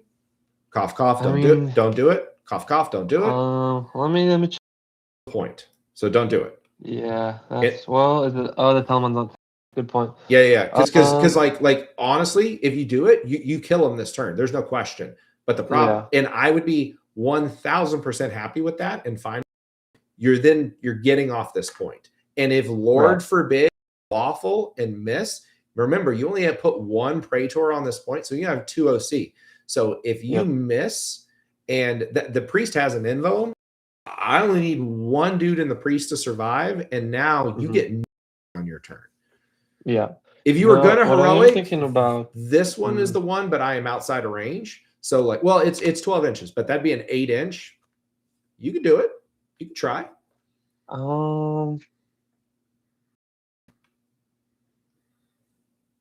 You know what we talked about earlier before the stream. What do you think about the 4-up fight on death here? Do you think that's worth a try? I'm not gonna. I'm probably. I would have to spike. I'd have to spike. Oh really? Yeah. Am I thinking of a different? These are AP0. It's AP0. They're hitting on 4s. Now it's going to be a million attacks. It's going to be a million attacks. But tier 2 and everything. I could declare that in the fight phase. So. Okay. I can. I have a million CP. They have the enhancement where I can get an extra thing. So like they're extra, obviously +1 attack, +1 strength. So they're going to have 7 attacks at strength 6, but it's not going to really, like the 6 doesn't matter because these guys are 7s. It's still 5s. So it's 70 attacks, but it's AP0. If I spike, they could die, but I'd have to spike. Maybe just try the heroic. The heroic is the better. The heroic is the better call because if you, I need to clear this point. So if I could at least kill them, because right now the point is now mine. What you want to try to do is like if you get a really good heroic, you can get on here. So you need a 9. I'm 8.1 here. I'll spend you 1 command point. You're down to 2. Get that big 9. Get that big 9. That was not a big 9. Very cool. It was close. I think that was worth trying though. I think at this point I got to start making some moves. I would have done like I think the fight on death would have been a mistake. I think the heroic is the right move every single time. I don't. So chat. I don't get a miracle dice because I did not sacrifice a miracle dice with Vol to activate Fidelis. So unless I'm crazy and they've changed something, you only get the sacrifice a dice. That's for Drew in the chat. Okie dokie. So heroic was the right call there, and I would have done it too. Like that wasn't a bad heroic. Okie dokie. So here I'll clear these bubbles because we're all done with all that, so it looks a lot cleaner. Okay, so we're gonna. The one guy is obviously gonna have to attack the Telemon, and then everyone else is going to go into the big boys. Because I have so much CP, I'm gonna spend 1 for crit 5s, and we're gonna have 70 minus 7. So 1, 2, 3, 4, 5, 6, 7. So 70 minus 7 because these have to go into the Telemon. All right. Look at all those 1s, 2s, and 3s. Oh my god. But here's the beauty is that because they have sustained 5, it's kind of like they hit on. So I was down to 32. I'm back to 52 hits. And then here we go. All right. I've got 20 at 8. Oh, no. It's +1 to wound. So I'm wounding on 4s. Hold on. Wait a minute. So I had how many 4s? I had 6 4s. So 26 saves. 26 saves. 26? 26. 20 here. All right. See what he does. On AP0, right? AP0. That's not bad. Yeah, I told you. Like it's like into like 2-up invone stuff. It's not that scary. Okay. So I think I maybe played a little too cagey. I thought those guys were just gonna absolutely wipe. No. So the priest will probably kill that one dude, but we're gonna do the last Arco into the other guy. Yep. All right, so we're going to drop 1 and got 2 sussies, and then wounded on 5s. So I've got 1 wound, 0 AP into the Telemon. All right, he's good. And then Birthday Boy, if my memory serves me correct, with his birthday ability, he goes to 7. Yes. All right. All right. And then he's going to be wounding on, okay, 1 wound at minus, I think it's -1. Okay. Yeah, -1. Yep. All right. And he's fine. So that is it. You can fight your du jour. So this unit is amazing into like Space Marines. Because saving on 3s, toughness 4, so you're wounded on 2s, that kind of stuff. Not going to be very good at yours, but my goal is that it's a tar pit unit that now I've got like 9 OC on that point. Like you got to come out there and kill them. Yeah. Okay. I'm gonna start with the Telemon. I'm just gonna try and kick you really quick. Yep. While you're doing that, I'm going to go ahead and score because I did kill something. I'm not going to score the other stuff because I don't know if I'll get it yet, but I did kill a unit. I get 3 points of primary. We'll see if I can continue to hold this point. Points. All right, so that's 5 saves at AP01 damage for the Telemon. Save 1 and then saved another one, so I take 3 damage. So the one guy that's somewhere with 1 health, well, I'll find him. Okay, he's dead, and then he is dead. Okay. That's the most I've ever seen the Telemon do in one activation. In it's 3 toughness models. You know what I'm saying? Like I said, my stuff is not super tough, and this is. And I'm not gonna be getting my +1 to wound. We're gonna be wounding on. Oh no, I'm strength 7. I don't know what I'm talking about. I was like, brother, I think you're still wounding on 2s. Yeah, I can do math. Don't worry. All right, hitting on 2s and then 2 sustain, and then wounding on 2s. Get it. So, so that's 9 AP2 damage too. AP doesn't matter for these guys. It's not 5e. All right, and then you said damage 2, right? Yep. All right, so 1 dies, and then a damage. 2 dies, and a damage. 3 dies, and a damage. 4 die. Killed 4. All right, so we'll kill 1, 2, 3, and I want that Telemon. You don't have fallback and do stuff, right? I do have fallback, shoot, and charge. On the I think it's just Adeptus Custodes, so I believe so. Okay, then I'll kill this. Let me check that really quick, but fairly certain. I'll put him back just in case. Maneuver and flare. Yeah, it's just any Adeptus Custodes unit. There you go. All right. So I'll kill him so that I can have that. All right. I believe that that ends the fight. So at the end of the fight, I'd pile in first. And it's only just because units have died. And I'm literally going to just do this to keep him from moving on to the point. So he's now base to base touched. And this guy's not going to move. I have to move closer. So I can't move him onto the point. But it doesn't really matter. I have 4 dudes on the point. You have 1 dude on the point. So I still control the point. And so what that's going to do is it's going to score me another 3 points of primary. So that'd be 10 points of primary. I have for burden of trust, because you can have anything be burdening. I'm going to burden with these guys. I'm going to burden with these guys. And I'm going to burden with these guys. So actually, no, we'll do it because you can only do the 3. I'll do the Repentia. I'm going to do the Sanctifiers, and I'm going to do the Sacrosaints. So all 3 of those units are doing my burden, and we will pass the turn to you. Okay. So you'll score 5 primary at the start of your turn. And then draw those cards, big dog. I got to start scoring something here. Burden of trust and engage on all fronts. Burden is probably going to happen. No prisoners. I still have all these killing ones. Well, here's the thing. Overwhelming force and no prisoners will both happen when you kill this Arco unit here in the middle. So you know what I mean? So that is happening. And then if you can do some other stuff, then you've got some other stuff cooking. Okay. All right. So first thing I'm going to do is I'm going to move my wardens back because I should probably advance them. Yep. Start of the round. I'm going to get another miracle dice, which is a 6. I have to declare my ability.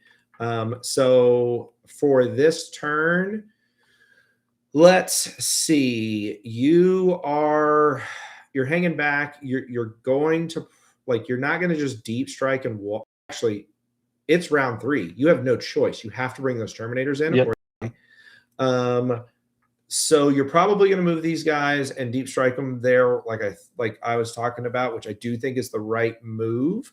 But nothing else is the only thing that's going to be engaged is these Arcos, which is interesting. I'm thinking I'm probably going to fall back with the Virtus. Yeah, you're going to have to bring these guys out. I want to get their salvos into the Rhino. I'm going to choose for this turn +1 attack and +1 strength. I was debating on fight on deaths, but the only thing you can charge, the only action possible for you to charge into is these guys, unless you decided to go crazy and try to come into these Sacrosaints. But your birds would fucking die, so that would be suicide. So yeah. That's what I'm doing, big dog. Yeah. Floor is yours. Okay. I'd like to see. I can move 10 here. I'm just wondering if I could get homeboy up here. If I could. So here's my trick that I like to do. So you do this, and then you go. He moves 10, which you get 5 times, and then just do one of these, and then hold T. And you go okay, and then you do one of these, and no, because you're shooting through this terrain. Yeah. I tried really hard to measure this so that because I thought there wasn't an angle here, because the problem is here, I'll show you. I'll move these girls. Let me turn this off. I'll just move these girls out of the way so you can actually see the terrain. I think your problem is going to be that when you draw your line here to thread, you see what I'm saying? See how it has to go through here? The only line you can thread to get through here is down here. Are you measuring the Vol? Yeah, what do you want to shoot at? Oh, I was looking into the Sacrosaints. Oh, you just got to get within 12 inches. You're within 12 inches, and you can 100% see them.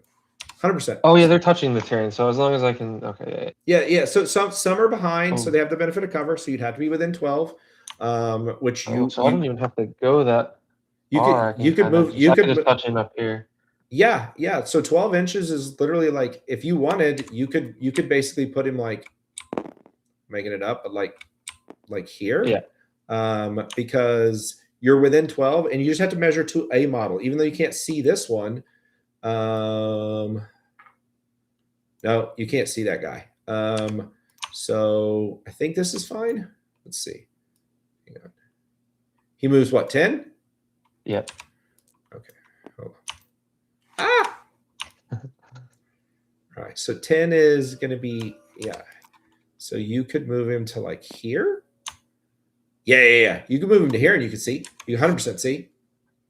Okay. I think that's going to be my move here. Okay. Should I just leave that one there and get rid of this one? Yeah. Okay. I think I'm going to fall back in in the CP fallback shoot and charge with the Virtus Praetors. I think I'm going to need them to try and I'd really like to get into these Sacrosaints if I could, but Sacrosaints are going to be -1 to be wounded. As soon as you do damage to them, I can give them a feel no pain. Yeah, even so, I think it might be good just to touch them. Okie dokie. 2 salvos into the Rhino, though. Probably won't do it. So maybe I should just get over this area and figure it out later.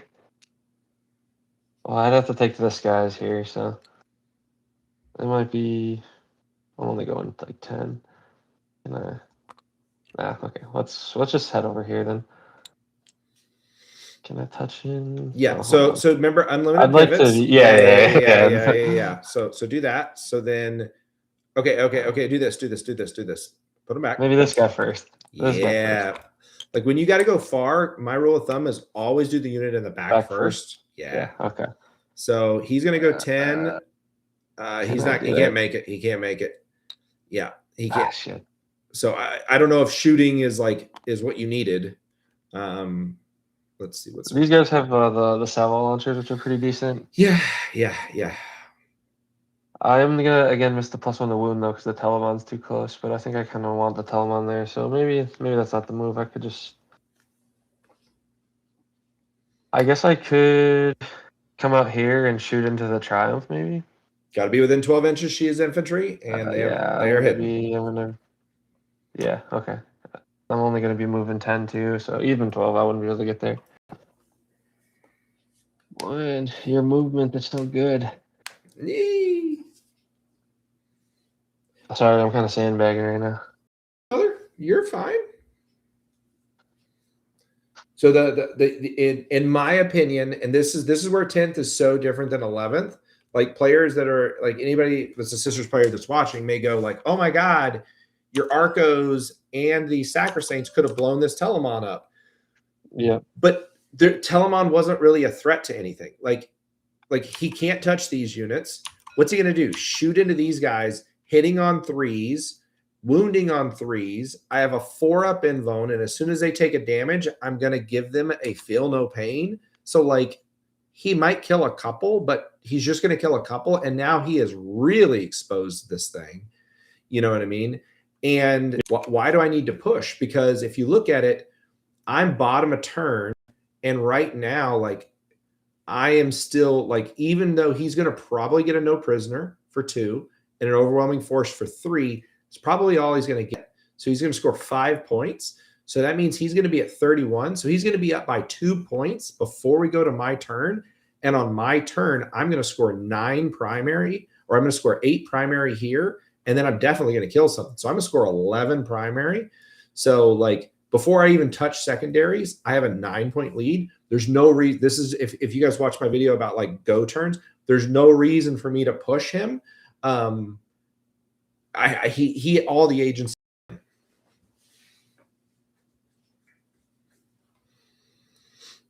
What I think I'm going to end up doing is bringing the bikes out this way. Okay. Try and bang out a charge if I can. But at least I'll be able to shoot the salvos from over here, which could be helpful, I guess. Now the questions. I think maybe the Venatari are going to be my cleanup crew over here. Or maybe it'd be better just for the Terminators to come in so they can kind of hang out down here, because I think this is where I'll be as far away as possible holding this point. What to do with the Venatari? Oh, here, let me move these Wardens out of the... Oh. I'm going to answer them just so I get some extra. 100%. I'm really glad you remembered that. I was really hoping that you weren't going to remember that, because I was going to feel like shit if I rapided these things down here and then gave them crit 5s and sent them in with full rerolls to hit and wound those dudes. Like I was going to be like, I'm so sorry. This is going to be violent. Yeah, well, at least I remembered this. All right. Now I will tell you, full transparency, so there's no gotcha. Mm-hmm. When I told you to do this move, you had this Telemon over here. This Telemon's over here now. Yeah. So I could very easily just bring my guys in, my girls in now down here. And I am considering advancing the Venatari out this way, because I think the Terminators will be fine cleaning up these Arcos, and I should flip them off. I don't know why you flipped them. And I don't think the Venatari are really going to be doing much in terms of damage this turn anyway. I could potentially bring the Terminators down where the Venatari are. This is the best spot to bring the Terminators, because this is the only spot that I cannot interact with them, really. Yeah. So I'm thinking about just sending these guys this way. It would insulate this bottom point, because like the problem that you have right now is if these Terminators move from here up and come down, I can wrap it and take your home, and I will score 4 points because it's not mine, and I'll kill these girls off your home point, and those girls will sit back there and score me 4 points every turn. But if you won't lose anything valuable, but you're just giving me free primary. But on the flip side, if you do not bring these guys down here, I am 100% these guys, and okay. I will. I'm gonna toss their advance the Atari, and then I'm gonna just send them out. Oh, they're not measured. Yeah. Okay. They're gonna go like 1 million. Don't they go like? Oh no, my measure movement was off at all. So I was like, what did I get? Roll you were like a yeah, 5, brother. They literally go into the next edition of Warhammer. They're that fast. Yeah. I'm just gonna. Because either because now you're not going to keep these Terminators up. Well, I don't think you're going to keep these Terminators up here. I don't know what you're going to do. No, I don't think you would. Giving me primary is one thing. Down here, you're giving me primary and you're losing primary. So you sometimes have to choose what is the lesser of two evils. You know what I mean? No. Yeah, I think I have to move these Terminators over this way. I mean, I suppose I could just drop my other ones down and hope that I kill these armies, but it's a little... The feel no pain added with the invone, it can get a little scammy. Yeah, it's a lot of shooting though. You have more than 5 here? I've got 1, 2, 3, 4. I got 5 dudes.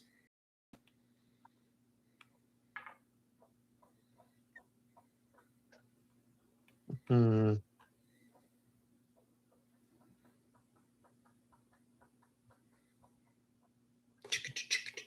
they're saying unleash the lions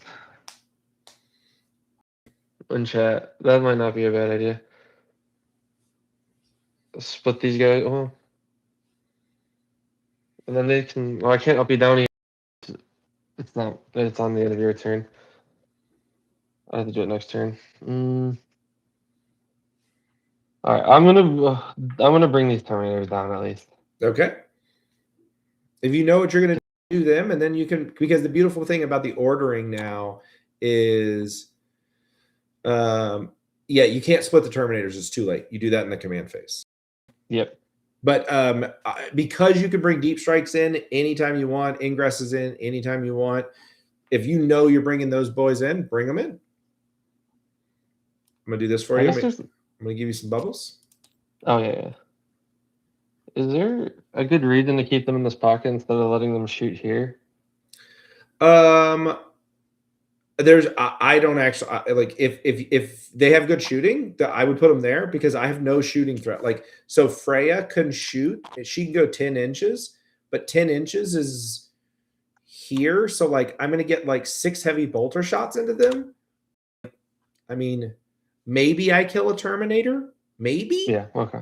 You know what I mean? Yeah, I think I like the odds of you just being like, "Hey, I'm going to shoot these dudes in case you fail the charge." Yeah. I think it's just going to be Terminator. Oh, what the? Hit escape. Stop. You're just making them dance. Everything I'm doing is wrong. You're good. All right. I think I got to just bring these guys. Well, see, then that's another question though. If I shoot these guys, it'll probably kill all of them, and then I won't have a charge, so they'll just be sitting out here. You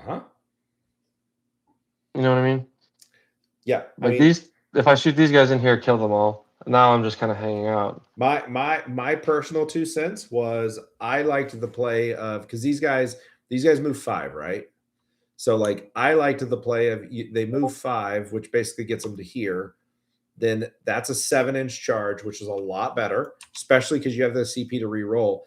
And these guys are back here because they move 5. They're on this side of the wall. There's literally a 0.0% chance that these guys fail to kill these guys in melee.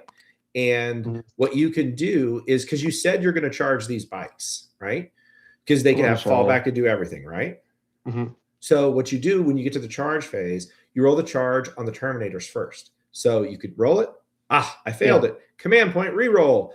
I failed it again. That's okay. The bikes are literally only have to make a 4-inch charge. Does that make sense? Oh, yeah, I can't even get over the wall with the background. The first. Yeah.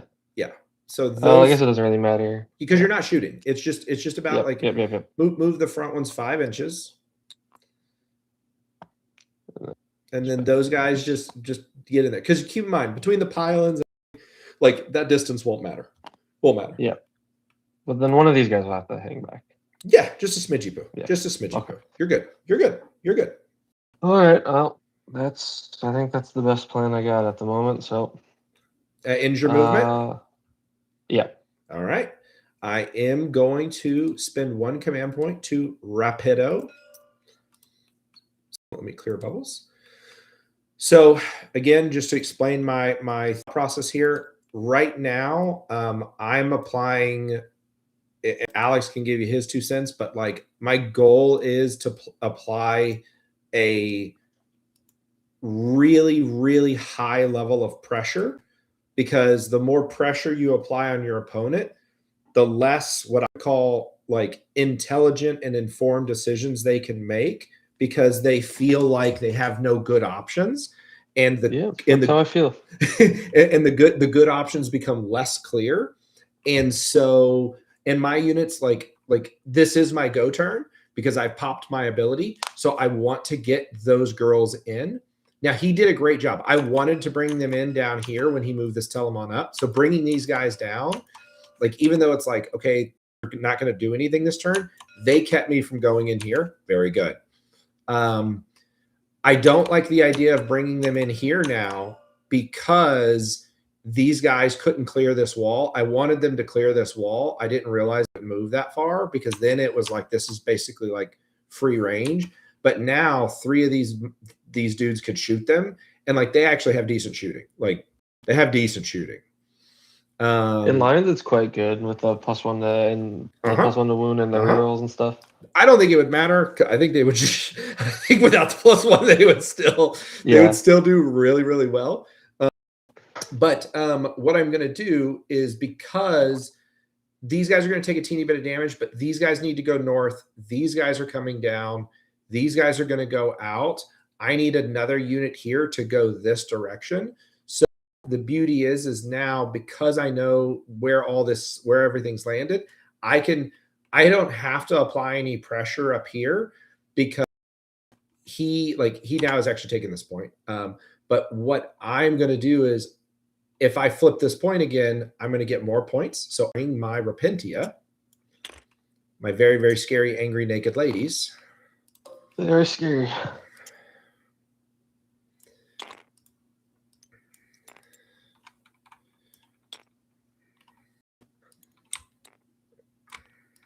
If you want to start shooting, I'm just basically towing them up. You're good, brother. Yeah, I'll rip the salvo launchers into the Rhino. All right, 2 shots hitting 2s.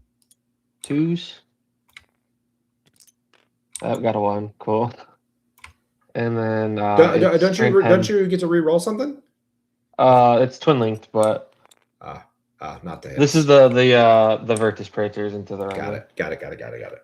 All right, so what are you're T9, I think. T9. All right, so wounded on 3s. Right? Yeah, T9. I was like, you said 10. So 1 wound. Yep.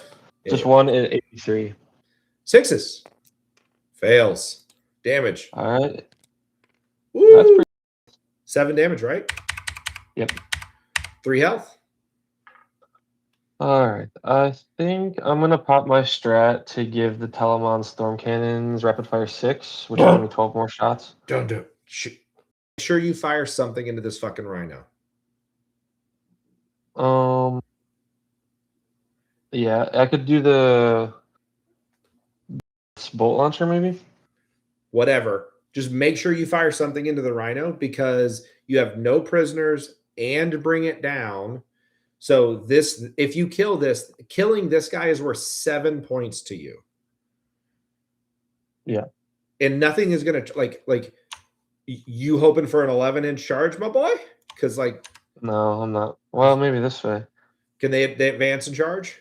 No, they don't. You're right. Yeah. So like if it was me personally to secure the kill, like I would take one of the guns, whichever one has like an AP or better shots or whatever.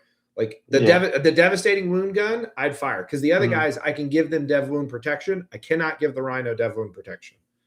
Okay. So I'd fire the dev gun at the Rhino, because that's 7 points on the board for you, And then if you could do some chip damage to the Sacrosaints, fucking great. Yeah. So I have two storm cannons that are each getting 18 shots. So maybe I do 18 into the Rhino and then 18 into the Sacrosaints. You have 2 storm cannons.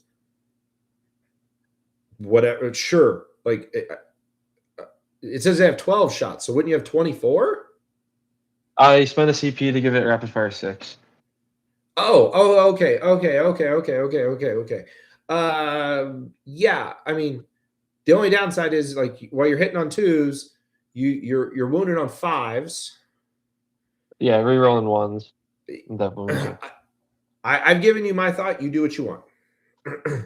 I would fire the whole fucking gun into it because I've got miracle dice, and if I only have to save like 1 or 2 of these things, like I will % use it just to scam it because these are 1 damage a piece. Just charge. I don't really. Did you spin your CP? Yeah, I did already. All right. So how are we shooting?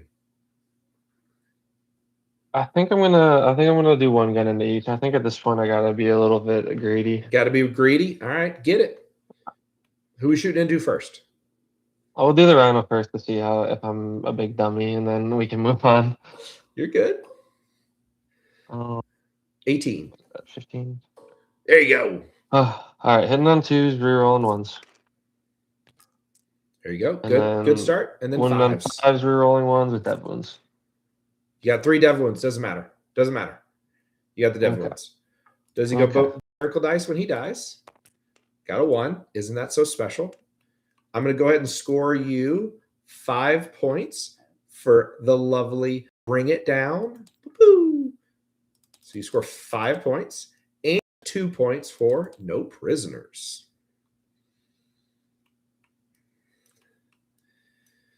Okay, let's start. That's a great. Okay, next 18 shots into the Sackies. All right, hitting those, rerolling 1s, wounding. I believe you're -1 to wound. -1 to wound. Okay, so we're wounded on 3. Yep. Rerolling 1s. All right, so that's you just reroll. That's supposed to. Yep. I got it here. That was it. Just that one. The one. No, you had 3 2s. So it'd be 14. So it'd be 14 saves. Oh, it's all the ones on top. All the ones on top. Yeah, yeah. I just counted. It's 14. So it should be 14 total. Okay. AP1 damage on. Save it on a 4. And then because I've now taken a damage, I'll spend a command point to give them a feel no pain. 3 die, 4 die. Yep. And then I'll just have the bolt launcher into them. D6 plus 3. Volume fire is so. And then blast. It was 10. There was 11. 12, okay. Technically 12. Technically 12. Okay, so what is that? 5 plus 2 is 7. There we go. Yeah, I got it. One more. All right, one more. You only rolled 6. Oh, you only rolled 6. Just grab a dice and drop it in your tray. I don't want you to miss your dices. Okay. All right. And then wound him on 3s. Oh, look at that. That was good. All right. 7. No dev wounds on this one. Yep. AP0. All right. Failed 2. And feel no pain 1. I take another penalty. Which direction do I need these girls to go? I need them to go north. Yeah, I actually would. I'm sorry. I would have killed this direction and killed these 2 because they need to go north. All right. All right. That's my shooting. All right. That's his shooting. All right. Charge a clock. I'm going to do Terminators first. So 7-inch charge. Get it, big dog. That's pretty good. All day. 11. So maybe I should do the bad guys. So I don't want to base. I don't think. You got to end an inch.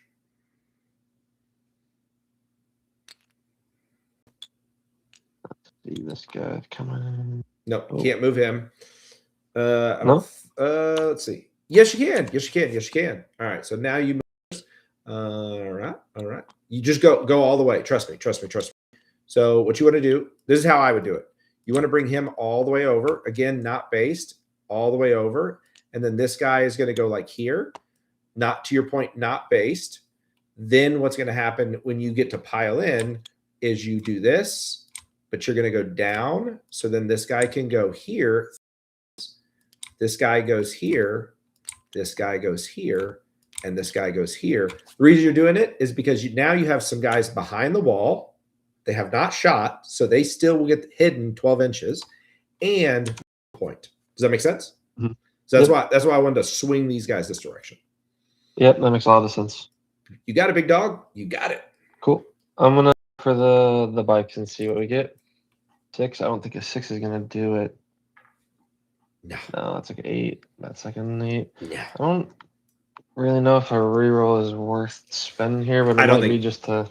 Both of them are -1 to be wounded with an invone, and these guys still have a feel no pain technically active. So like you would have to go south.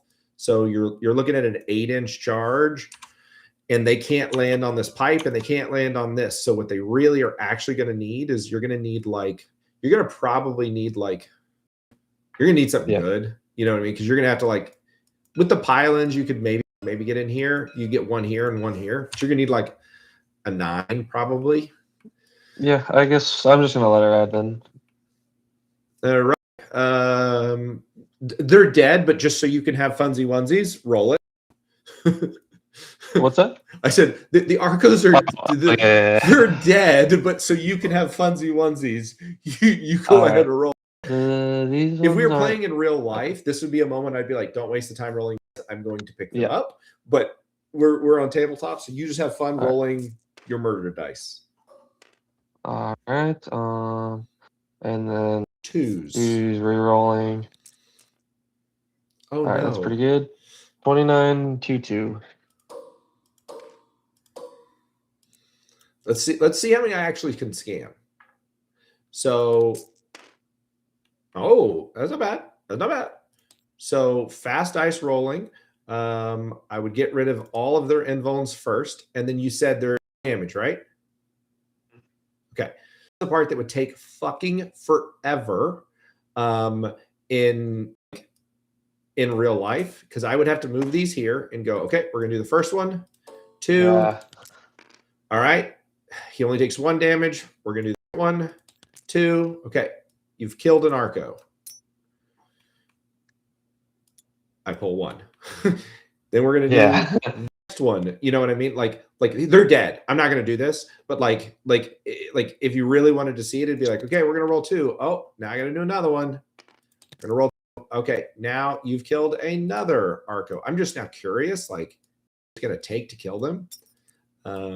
So then we'd pull another one, and we'd go, let's roll 2. Okay, pull another one.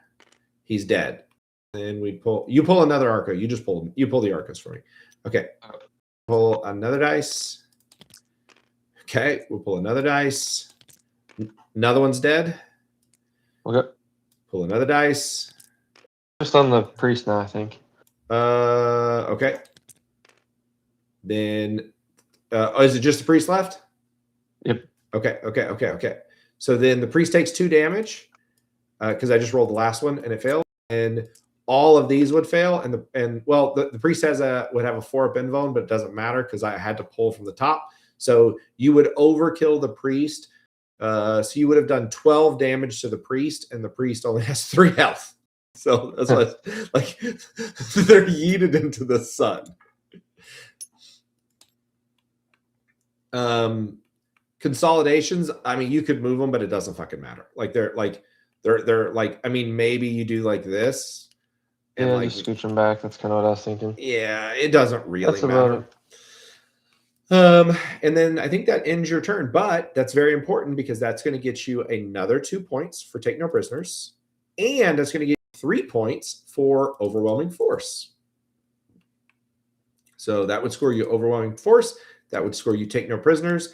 And burden of trust. You didn't declare it, but you could have very easily, you should have with these guys said they're burdens. So, you know, can you do your home field on burden too? No, can't do your home field. No home field. But okay, yeah, you could very easily say that they're doing burden of trust. I get a miracle dice for the unit you just killed. I got a 2, so we'll put that 2 down there. Ogly doggly. All right, so we'll go to my turn. At the start of my turn, let's see if I get a miracle dice for my beautiful girls up there. I do not. Only get to keep it on a 4+. But all of my guards went off, and so I'm going to get the max 5 points for guard. I thought I scored a bunch of secondary last turn. Did I not? I'm just trying to stay alive here. I wasn't paying attention to your secondary. No, you're good. Hold on. But you did something. So I'm gonna go to the bathroom real quick while you're doing movement and stuff. You're good. You're good. You're good. No, I scored the 4 points of secondary for no prisoners on turn 1.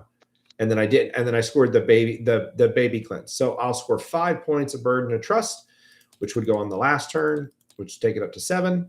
At the start of my turn, I hold 2 points. So I will score a total of 8 points of primary. And then let's see what cards I get. And forward position. Control your opponent's home or each expansion. Spicy. Not going to do it. That's a free command point. I think I hate that card. You can burden your home? Really? Okay, so he's got 2 burdens going. It didn't matter because I had like so many burdens going. Thanks, Spence. I didn't know that, brother. That's good to know. I legit didn't know that. Okay. I'm back. You can burden your home. It didn't matter for me, but it matters for you. So you got 2 burdens going. You got 2 burdens going. I didn't know that. Spencer shouted out in the chat, you could 100% burden your home. Thanks, Spencer. You're doing good work. Doing the Emperor's work. Oakley dokily. Okay, so command phase. Command action. So I got my cards. I scored my 5 burden of trust. Forward position and tempting target. Would you like to give me a tempting target? I don't want to tempt you to do anything right now, but I guess it'd have to be my natural. That would be the one that I would do. The only thing is I do have forward position. So if I take this, then I would score tempting target and forward position at the exact same time. So just like it's still going to be hard because these guys are going to move 6. Now, I do have multiple miracle dice, so full transparency because turn. Oh no! You went first. So they're going to go 12 inches, and then you're still looking like it's an inch charge. So like even with a 6, I'm like it's still a 10, 11 inch charge. The only chance that I would have is like I can't get enough OC if I just charge these guys. So like I actually think this is the better thing to tempt because it's pretty impossible for me to get there. Pretty impossible. Yeah. Ogly doggly. Okay, so we're going to kill this turn. We are gonna kill some stuff. So spicy meatball. Spicy meatball. Okay, so I have to decide what is going where. Triumph is going to give an aura of the move and +1 to armor penetration in melee. Okay. Okie dokie. So let's see. That's going all the way out to these girls too. Anything that like she's within 6 inches of, it will happen. And she's about to move, so she's going to be. Oh, it doesn't have to. It doesn't trigger right at the beginning. Okay, I see. Yep. So it would be sexy if it triggered at the start. It's basically when it becomes active. So like if she's within inches, if she's within 6 inches. Oh, gotcha. When they go to move, because like the big thing that a lot of Sisters players will get wrong, I'll just use this unit, is she gives +2 to move, +1 to advance, +1 to charge. So what a lot of people will do is be like, okay, I get the +2 to move. Oh, I'm advancing, so I get and +1 to advance, and now I'm charging, and I have +1 to charge, and it's like, no. You would only get the advance if she's in range of you while you're advancing, and you'd only get the charge if she's in range of you while you're charging. That's very interesting. It does actually work. There's a lot of the time where like she'll be like here, and you're like, okay, I'm going to advance her, and she'll go here. And so the back of her base is like 6 inches away. So like they move 6 inches and then they can advance and then they can still charge and they can get all 3 of the buffs. And then in melee, it would be when that unit activates in the fight phase is one of them within 6 inches of her. Okay. Does that make sense? Yep. All right. So first thing that's going to happen is I got to clear out all this stuff in the middle.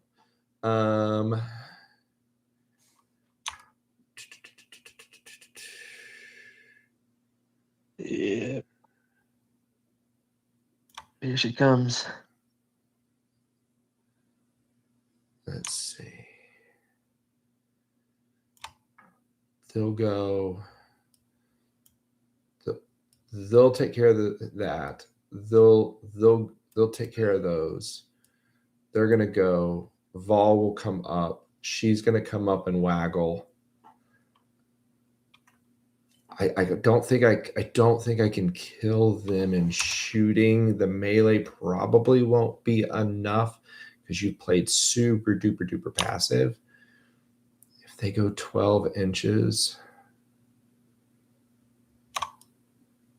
what's that charge? Be an 11-inch charge. I'd have to need a 5. That's pretty far. It's pretty fucking far. It's pretty fucking far. It's pretty far. Pretty far. Pretty far. On the flip side, yeah, no. They're pretty far back. I think I can fuck them up real bad. Yeah, I can fuck them up real bad and then hold the entire middle, and then I'll have fight on death active, and that'll probably be all she wrote.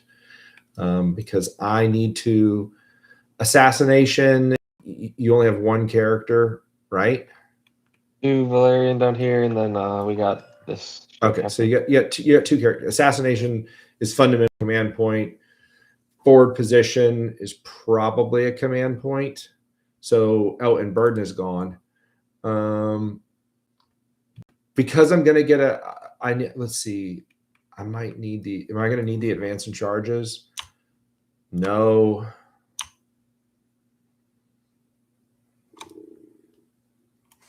It's not a terrible idea with these guys.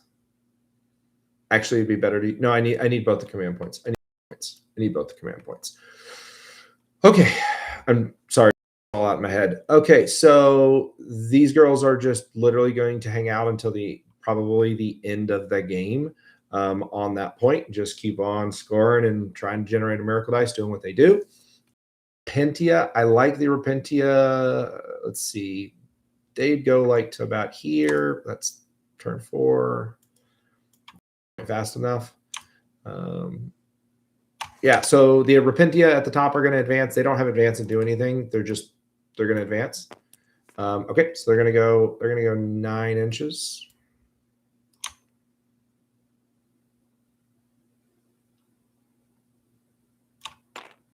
Okay.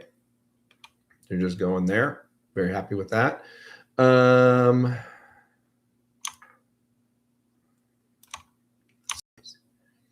I need to give her.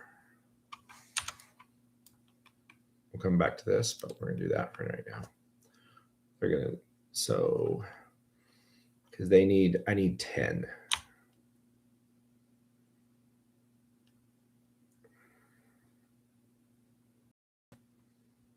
Yeah, I need 10.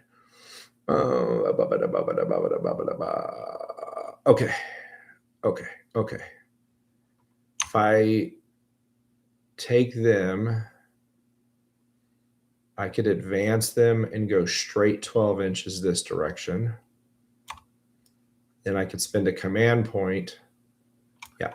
Okay, so we're going to do some serious movement shenanigans that we're going to do here. So we're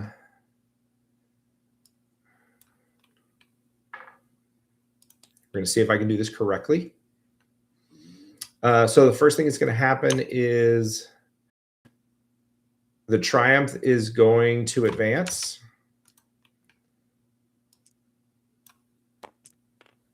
A lot.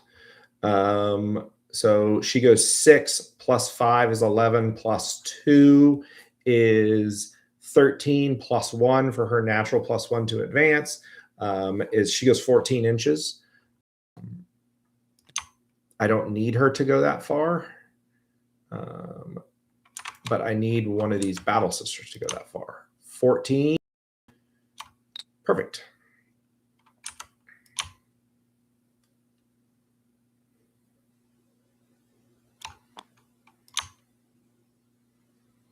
I'll explain what I'm doing here in just a second, if you haven't already figured it out.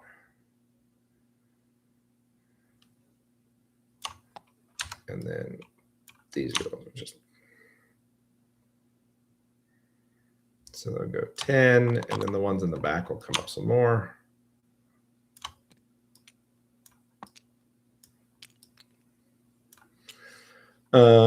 So the Triumph can go here so that I am within 6 of all of these units, which is the whole goal. And we're gonna actually scoot these guys back a smidgy pooskies, and we're gonna literally just toe on just the ever so slightly so we can hold that point.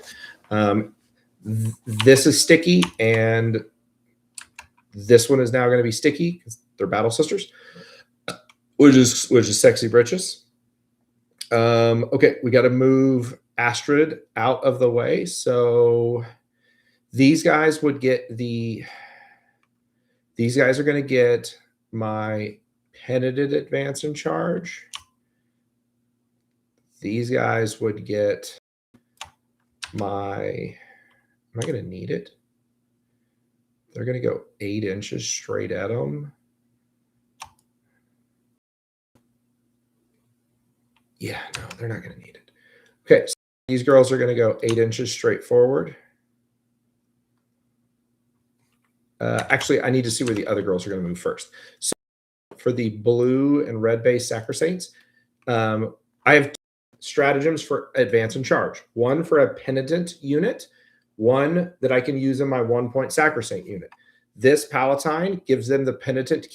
I'm using my penitent advance and charge stratagem. And I'm doing that because I may need to use, actually, these girls aren't going to advance and charge. I'm going to use the Sacrosaint advance and charge. So they're going to advance. I'm going to automatically sub 6 as a miracle dice for the advance because you can use 1 per phase per unit. So I could even use 1 in the charge phase if I wanted to. I need to put some 2-inch bubbles here.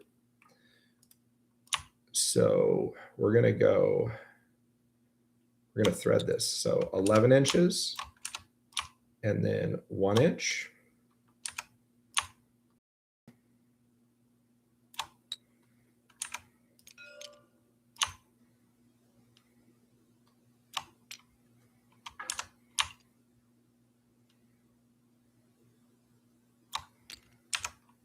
Just Alex, by the way, ask me any questions you got, brother, about what I'm doing. Yeah, I got some questions. Why would you do this to me?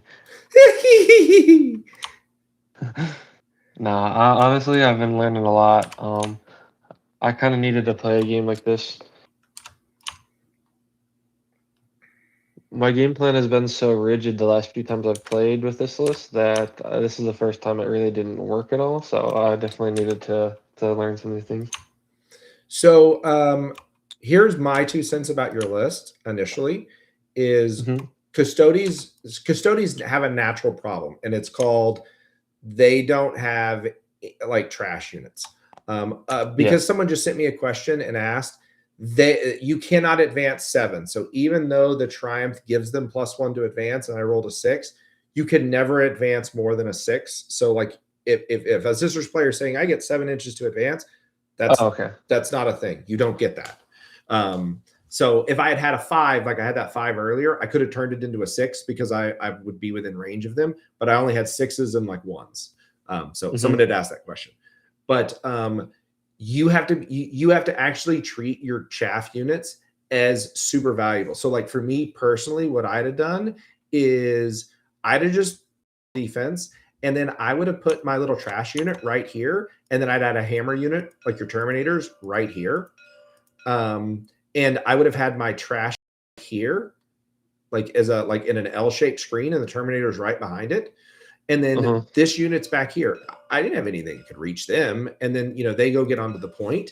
And you just play a very turtled game because I'm so much faster, but you are so much stronger and so much tougher of like, come at me, bro. You know what I mean? Like, come at me, bro. I just get so scared of the turn one. I think I just played the whole game. I was like, just don't get charged turn one. Then you didn't. I was like, oh, what now? Now you get punched in the face, basically. Yeah, because the moment that you lost your chaff, it made it.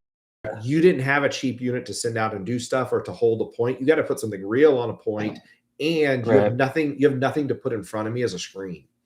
Which is why Venetari probably should have started on the board too. I think, like in this case, they're almost matchup. Like, I think they're almost like my chaff unit now. They really could have done a lot more. I think they're going to go holding 8 the inches. Point, they're screening whatever.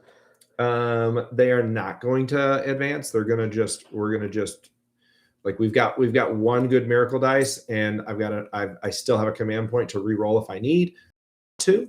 But I absolutely can if I need to. Yeah. And then so she's going to move 8 and then move 2.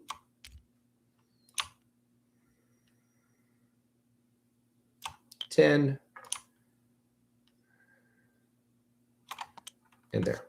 So Vol can see the Terminators clear as day. So we're cooking there. We are cooking there. Actually, we're going to scoot them back a smidge because her spear can make it around that corner.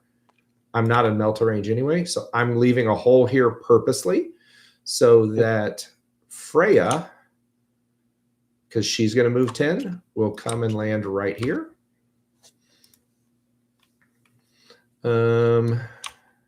Sweet. That is so sweet. All right. So she's going to move there. They've already moved. They've already moved. They've already moved. They've already moved. They've already moved. So my lovely, sexy Repentia, my bestest of girls, I've only waited for, I'm not exaggerating, I think 5 years for them to be like actually viable. I have I'm one of those freaks. I actually have 30 fully painted, ready to go Repentia, and I'm just gonna have to get my airbrush with a little water because the level of dust on my top shelf that those girls have is probably like nauseatingly gross. Okay, so Repentia are moving up, so they are absolutely good. Everybody is cooking. In range. I need to move Dolan back. I need to move Thurga back. So what I'm doing is I'm making sure that I am 0.9 inches away, so I will have +1 to charge. So this unit will have +1 to charge. This unit will have +1 to charge.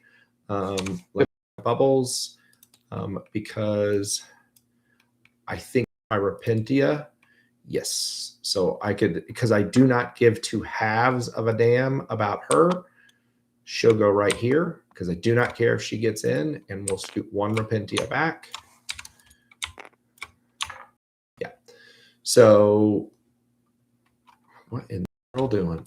Would you not be like flipping out there? Okay. So let's see. Move. Move at the end of my movement phase. And Freya is going to waggle her angry finger at the Terminators. Everything in my entire army until the end of my turn, and shooting and melee will have lethal hits against said Terminators. Yep. All right. We're going to transition to the shooting phase.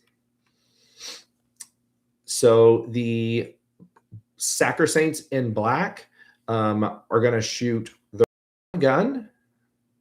I think I'm within. Nope, never mind. Just so you know, if you shoot, I'm going to try the D6 reactive if you shoot into the Terminators with a gun like that. Oh, yeah, you do have the D6 reactive. I forgot about that. I'd love to trick you. I'm not gonna. No. I appreciate that. That's okay.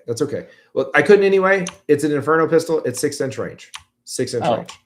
Not happening. Okay. Not happening. And Vol is gonna kill this stuff. So so not happening. Okie dokie. So cool. Do the bikes have the reactive?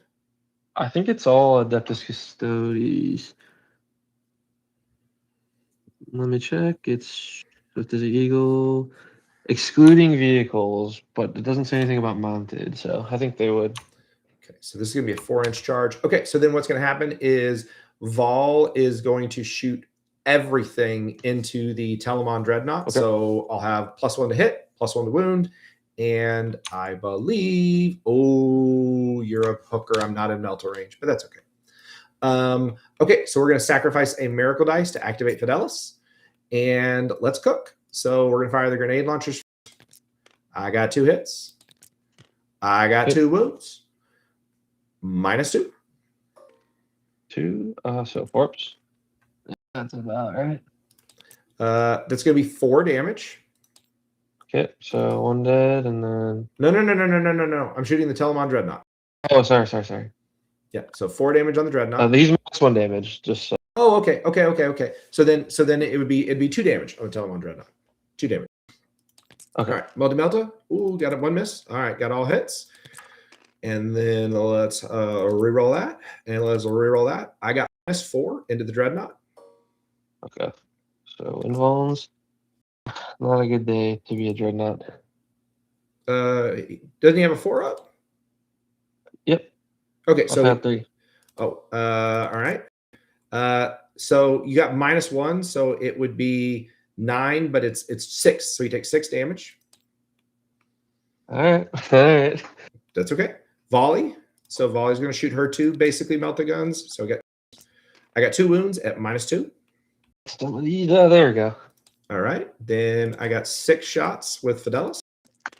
All right. Re-rolling that. I got 2 sussies. Normally be 5s, now 4s. Re-rolling that. That's a no-no. Oh, well, it doesn't matter. That's a no-no. And then we'll re-roll that. So, and we'll re-roll a 3 because then we don't wound on 3s. It'd be 4s. So I've got 6 at -1. Yep. Not bad. Failed 2. They're 2 damage apiece, down to 1, so it takes 2 more damage. Got 3. Okie dokie. I can deal with that.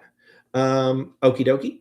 The blue guys are within 6, so the superior no wound.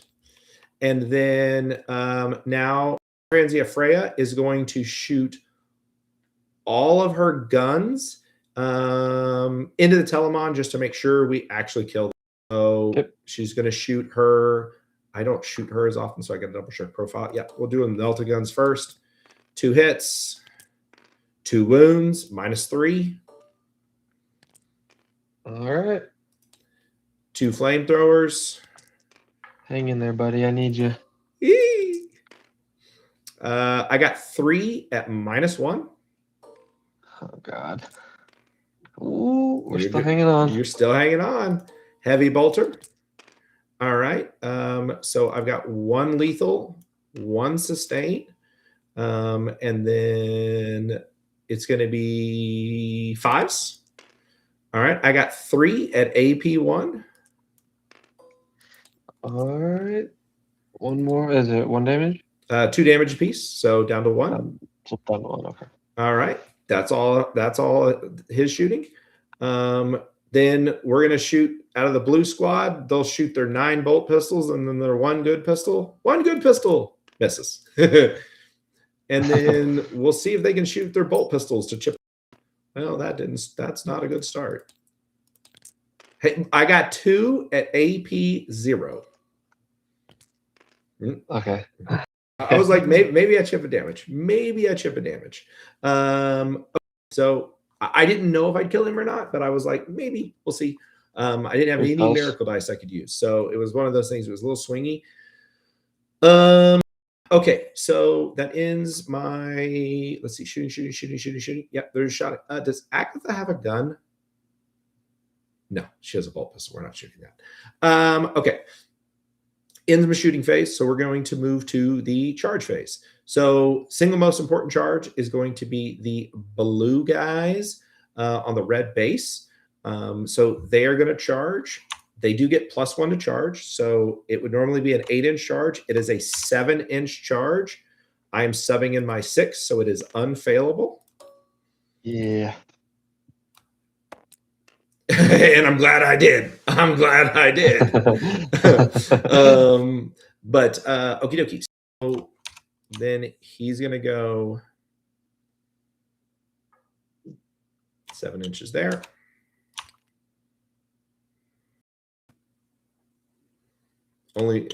Only one can actually get within an inch. So then the rest will just go their full 7 inches. And then when we do our pile-ins, we'll do our pile-ins.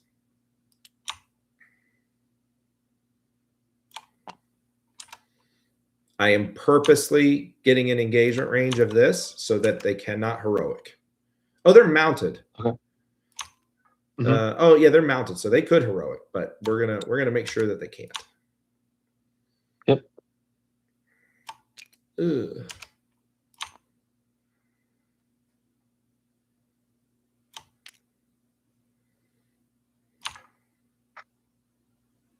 Ugh.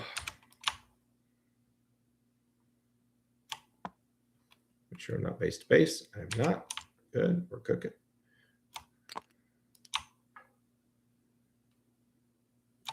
All right. I wanted a better roll so that I could get like more in here. But it just is what it is. You know what I mean? Sometimes the dice do what they do. The black sacrosanct to just do a normal charge. They get +1 to charge. So normally would be a 7. It is a 6. So let's see what we got. Let's see what we got. It's no, just there's no bike captain. Yeah, it's just 2 bikes. It's just 2 bikes.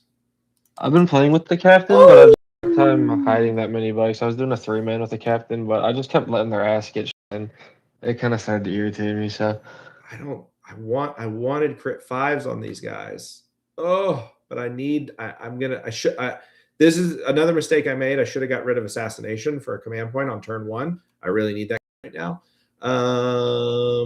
Well, it's better to have the second unit in than them not getting in. So we're going to spend a command point because I really would like them to be able to get in. Yep. There we go. I am out of command points, so I'm down to 0.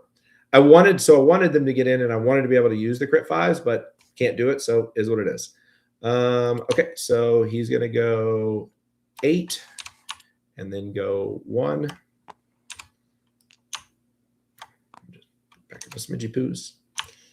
And then he'll go 9, so he moved closer.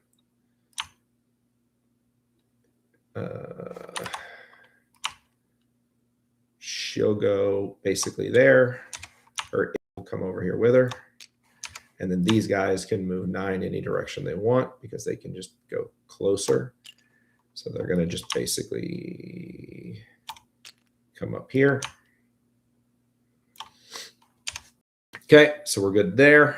Repentia are going to charge. They are in range for the +1. What did Michelle say? You can move those blue and red. Oh yeah, yes, you are correct, Michael. They're +1 to charge, so they could move 1 more inch.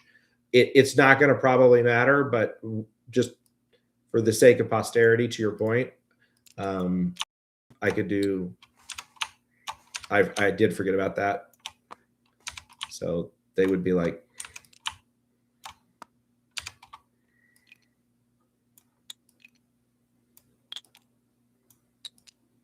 Something like this. Actually, I would move her there. So they'd be something like that, and then these guys are going to scoot down, and they're going to all do all their stupidness. Okay, and then Repentia are going to charge. I believe, if my memory serves me correct, yeah, I am 3.6 inches, so it would be a 4-inch charge. I have +1 to charge, so it's a 3-inch charge. Of course, this is the one where I roll like a fucking billion. So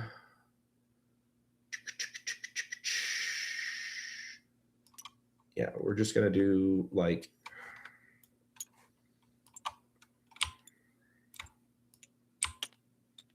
I don't want to take all night, so we're going to just do something like this.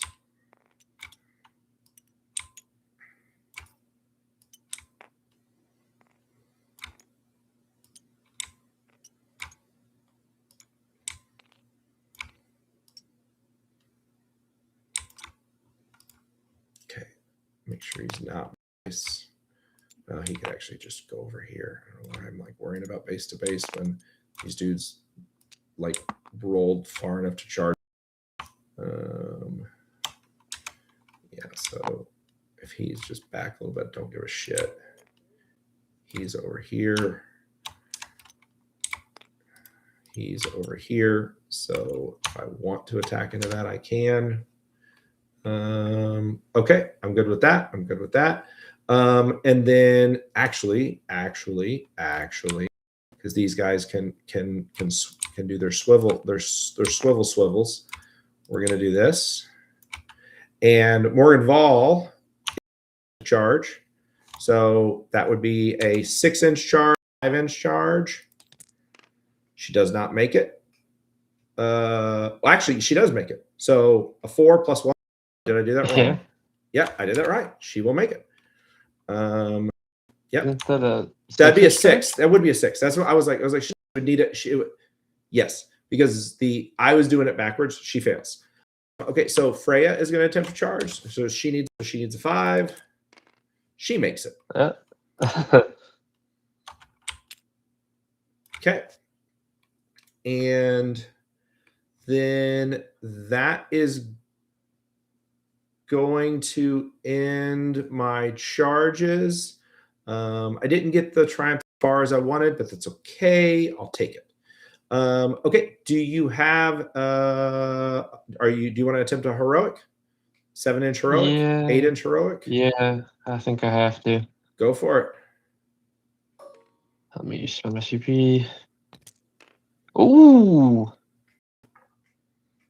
So I have to go around this fucking thing, which is a bit annoying. At 10. Why is my measure movement keep So not just so being you know, on? you made the charge. So this is worth it. That was the wrong play. The correct. I still have to. Oh, okay. You thinking? I'm thinking about an interrupt here, if that's what you're talking about. Yeah. The problem is now like. And I actually can do that for free because of my captain, so I'm actually still at 3. Okay. Going the wrong way. There you go. Because I was going to say is okay. you wanted to force me to pick my engagement, but when you heroic, then there's no question where I'm going with the first engagement. That makes sense.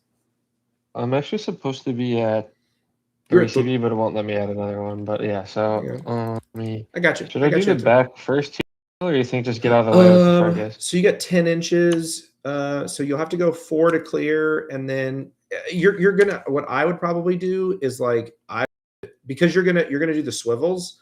So you're gonna go 4. Mm-hmm. This is how I'd move them. You're gonna go 4, and then you can go 6, and then I'm just doing this for file in behind, for time's sake. Like these guys are gonna kind of like you're gonna end up being like this. And then like this guy isn't going to be able to make it in. Like you're going to have 2 probably. This guy probably could end about here. So you got 1 guy that probably can't make it in because like I do my pile-ins, you do your pile-ins. So where I move will theoretically determine it. Technically, I was supposed to do my pile-ins first, but it would have just made the charge easier. So we're not going to worry about it, if that makes any sense. Yeah. This is oh, you're infantry. He can go through. Yeah. I don't know what we're like. Your dudes are like. You know what? I didn't even think about that. We're tired. Yeah, we're just tired. Yeah. These guys go through. They go through. And here's the thing. I would have had to do my pile-ins. So what's going to happen is this guy's going 3 inches here. So you're 1000% in on this unit. Like there's like literally no question about it. Could do something like this. And then this guy would go here, and then this guy would go like here, and then you would very easily be able to be like, huzzah, huzzah, huzzah, Huzzah! Do your pylons happen before my charge move? But they happen before the heroic. Yes. Okay. Yeah. So that's what I'm saying. Like you would go through the wall. You're in 1,000%. 1,000%. Okay. So then, just to finish my all stuff, this guy is going to go. I don't know why the measurement just turned off, but it doesn't really matter. Oh my goodness. He's going to go down there. He's going to go down there. He's going to go here. Go here. Beauty of having tiny bases. He's going to go here. Nice. Palatine is going to go up here. She can go in here so that she can go here, so that she can go here, and that she can go here. So you gain fights first. The problem is that I'm going to first fight, and then your fights first is going to go, and then I'm going to pick the next fight. Like you don't get to interrupt after your fight. So it worked because you landed the charge, and so it's great. But like you could have gotten to pick the. Does that make sense? Yeah, I hear you. But a big part of it too, though, is just I want to be farther up so that I can 100%. kind of jump out here 100%. next turn as well. So I was kind of going for that, I think, either way, but like no matter what, if I could get it. But start of the fight phase, I need both the what's it called? I need the Praetors and the Dreadnought to take a battle. Okay. Praetors. These two units, the bikes and these. I don't have Vice first Dominus. He does. So as a charging player, I get the first fight.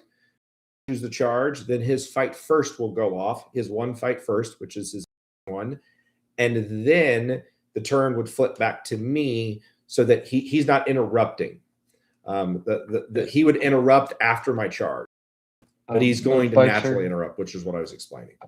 I'm just going to start shocks. The bike's got a 6. I think we're leadership 6, and then I think you're on, right? Yeah. It's just I never get to use Freya's ability. She gets to give stuff within 6 inches of battle shock test at the start of the fight phase. So I was like, we're gonna do it. We never get to do it. Okay. Dude, I've been playing with Dante a lot in Blood Angels. I don't think I've ever used his battle shock ability. Yeah, I forget all the time. And I've had plenty of times to use it. Dude, I forget all the time. I forget all the fucking time. So that's why I was like, I'm gonna remember it for this game. Okay, since the black girls are probably gonna get yeeted into the motherfucking sun. Because these dudes are going to attack next. Black girls first, so they're going to attack into the Terminators in the middle. So the ones that are sandwiched. Okay, so how many are there left? 1, 2, 3, 4, 5 girls, and then the leader. Okie dokies. Easy, breathe, beautiful cover girl. Any defensive shenanigans I need to know about? The only thing I have here is the once you fight on death on the 4-up, which I guess I'm considering. I'm not to clear these guys. I'm not exactly sure how many of these guys are going to kill. Oh, I'll just let it ride. Okie dokie. All right. So those are lethals. So we'll put those up here. And then it's going to be wounding on 5s. Right. So I have got 6 saves at -1. All right. Rips. Takes 1. 2 damage. 2 damage. I guess we'll do this guy right here, maybe. Idiot. I got 1 more at AP 0. All right. Barely what passes. Hey, let's. All right. Oh, no. Wrong unit. And then I've got, this one's devastating. So I've got 1 save at -2. Okay. Failed that one. So 4, that'd be 4 wounds total. How many attacks is it? Is It's it 2 attacks. So the three first attacks? one Okay, would so do he'll 2 die, damage, and then okay. that one goes to 2 damage. Okay, that is that unit. So now your interrupting unit gets to swing away. Oh, okay. Let's do. I think I have 5 in this squad. 1, 2, 3, Oh yeah, 4, you're right, okay. Spence. You're right, Spence. I always get that backwards. Stain. He would have made it anyway. He rolled a trillion with his thing. We got it backwards. You do your heroic, and then islands. Okay. It wouldn't have mattered. They were so far. Like you were good either way. You were good either way. Yep. Minus 1 to wound. Remember, minus 1 to wound. for you at minus 82 damage. No, minus 1 to wound. So you can't wound me on 2s. Oh, sorry. Then let me reroll these, and then we'll. Okay. So you're like, I don't give a shit. Let me just reroll them all into wounds. You have a character in that unit, right? I do have a character in that unit. Yes, sir. Okay. Yeah. Okay, so 27. Yep. At minus a trillion. 2. Yep. Okay, 4 up in Vone. So failed 11 of them. What's the damage? 2. Yeah, we're not even going to worry about filling them, doing feel no pains, like popping the stratagem for it. So 5 die straight off the cut. I don't know if that changes. Let's just. I think you kill them all right here. Yeah. Because they're only one. Well, the characters have more. So the idiot 3 health. So the idiot has 3 health, and then you killed them exactly. You killed them exactly on the button. So they all die. So a couple things happen. 1, I get a miracle dice when they die. It's a 2. And then they have a special rule. I get D3 when they die, which is 1, which is 3. And you killed them.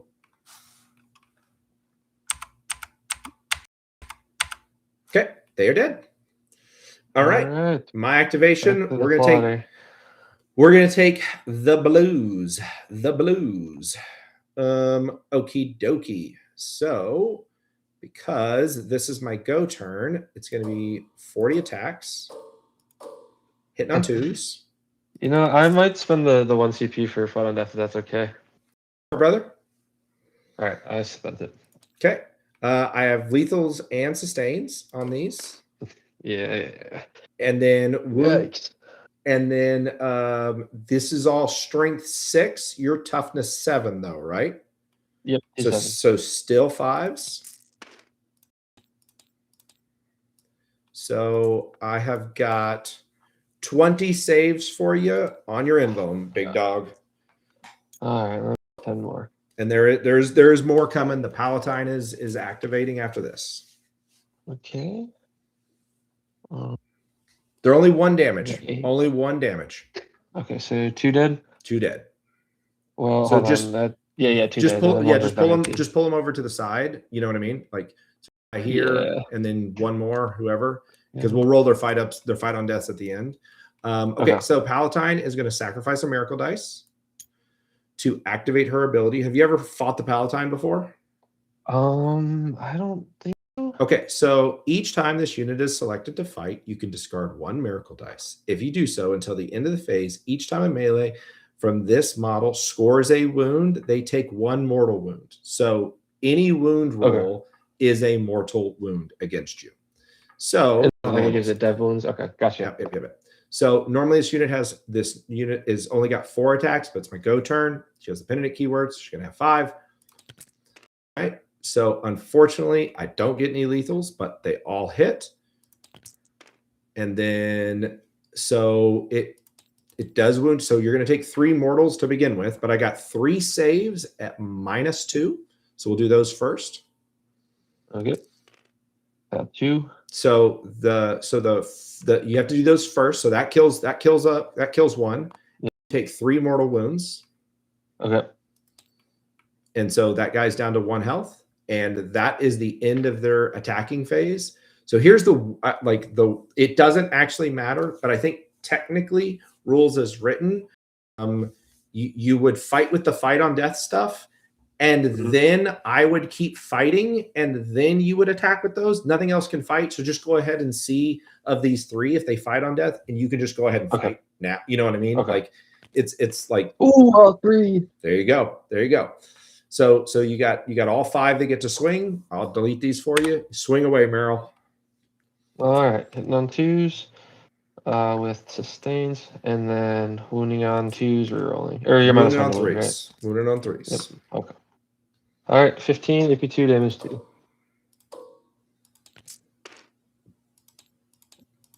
Okay. So 6 die. Not bad. So 1, 2, 3. There we go. All right. And then we'll keep going on my activations. So what we're going to do is you could interrupt, but I'm not worried about the Telemon.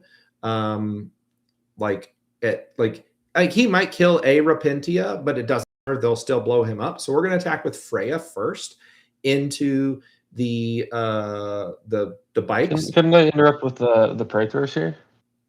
You just fought, so you can only fight on death counts as my like fighting activation. So you could interrupt. You are correct. You could interrupt. You could interrupt. You are correct. So if you want to spend 2, I'm gonna go ahead and do that. Go for it. With the bikes, obviously. All right, you're down to 1 now, big dog. Who's my target question? Probably Freya. That would be who I would go for personally. But I don't know. What's their profile? It's 722. 722. So you're gonna have 10 attacks. You're gonna get 9 hits. You get 8 wounds. You probably kill like 6 Repentia, but the 3 that are left will still kill this thing. Yeah, because it's full rerolls to hit, full rerolls to wound. Yeah, I think I'm just gonna go into Freya. And yeah, because the thing, if you can kill Freya, then I have to split attack, and it's not good. Yeah. If you don't kill Freya, I pick both of these things up. Cool. I'm gonna do that. So we're doing you're T7, right? T7, big dog. All right, so I'm gonna do sustains. Delete that one, and then we're wounding on 4s. Not so good, but just 3. What's the AP? Yeah, so 2. All right, so saves 1, fails 2, damage. All right, 2 each, right? Yep. All right, so she's got to feel no pain. And I take all 4. Okay. All right, Nina is gonna hit you with her. Here she has the best named melee attack. So first, I'm gonna hit you with the Throne of Blame. Can't make this up. Like it's actually really unintimidating, but I just love the name of it. So 1 hits and 1 wounds, 0 AP. All right, good. And then now her actual decent attack. So all hit with a sus. And then I got 3 wounds at -2. All right, forts. Oh. Damage. So they're 2 damage apiece. Yeah, so you'll kill 1 bike and the other bike. Okay. All right. Now the Repentia will attack. What we're going to do is we're going to put the neural whips and we're going to put 3 Repentia and the neural whip into the 1 bike, and then we're going to put the other 7 into the dreadnought. Okay. So what I'll do is I'm just going to do the 9 attacks that go into no, that's not that many. Yeah, it is. They get 3 attacks each. 1, 2, 3. So we'll do the bike first. Okay, so we're gonna re-roll all, and then we're gonna re-roll all. I got 4 saves at -2. I didn't even count my sustains, but that's my fuck up, so whatever. All right. Doesn't matter. I got 2. Yeah, 2 damage apiece. So into the bike. Yep. So the bike's dead. And then now I've got 21 attacks into the okay.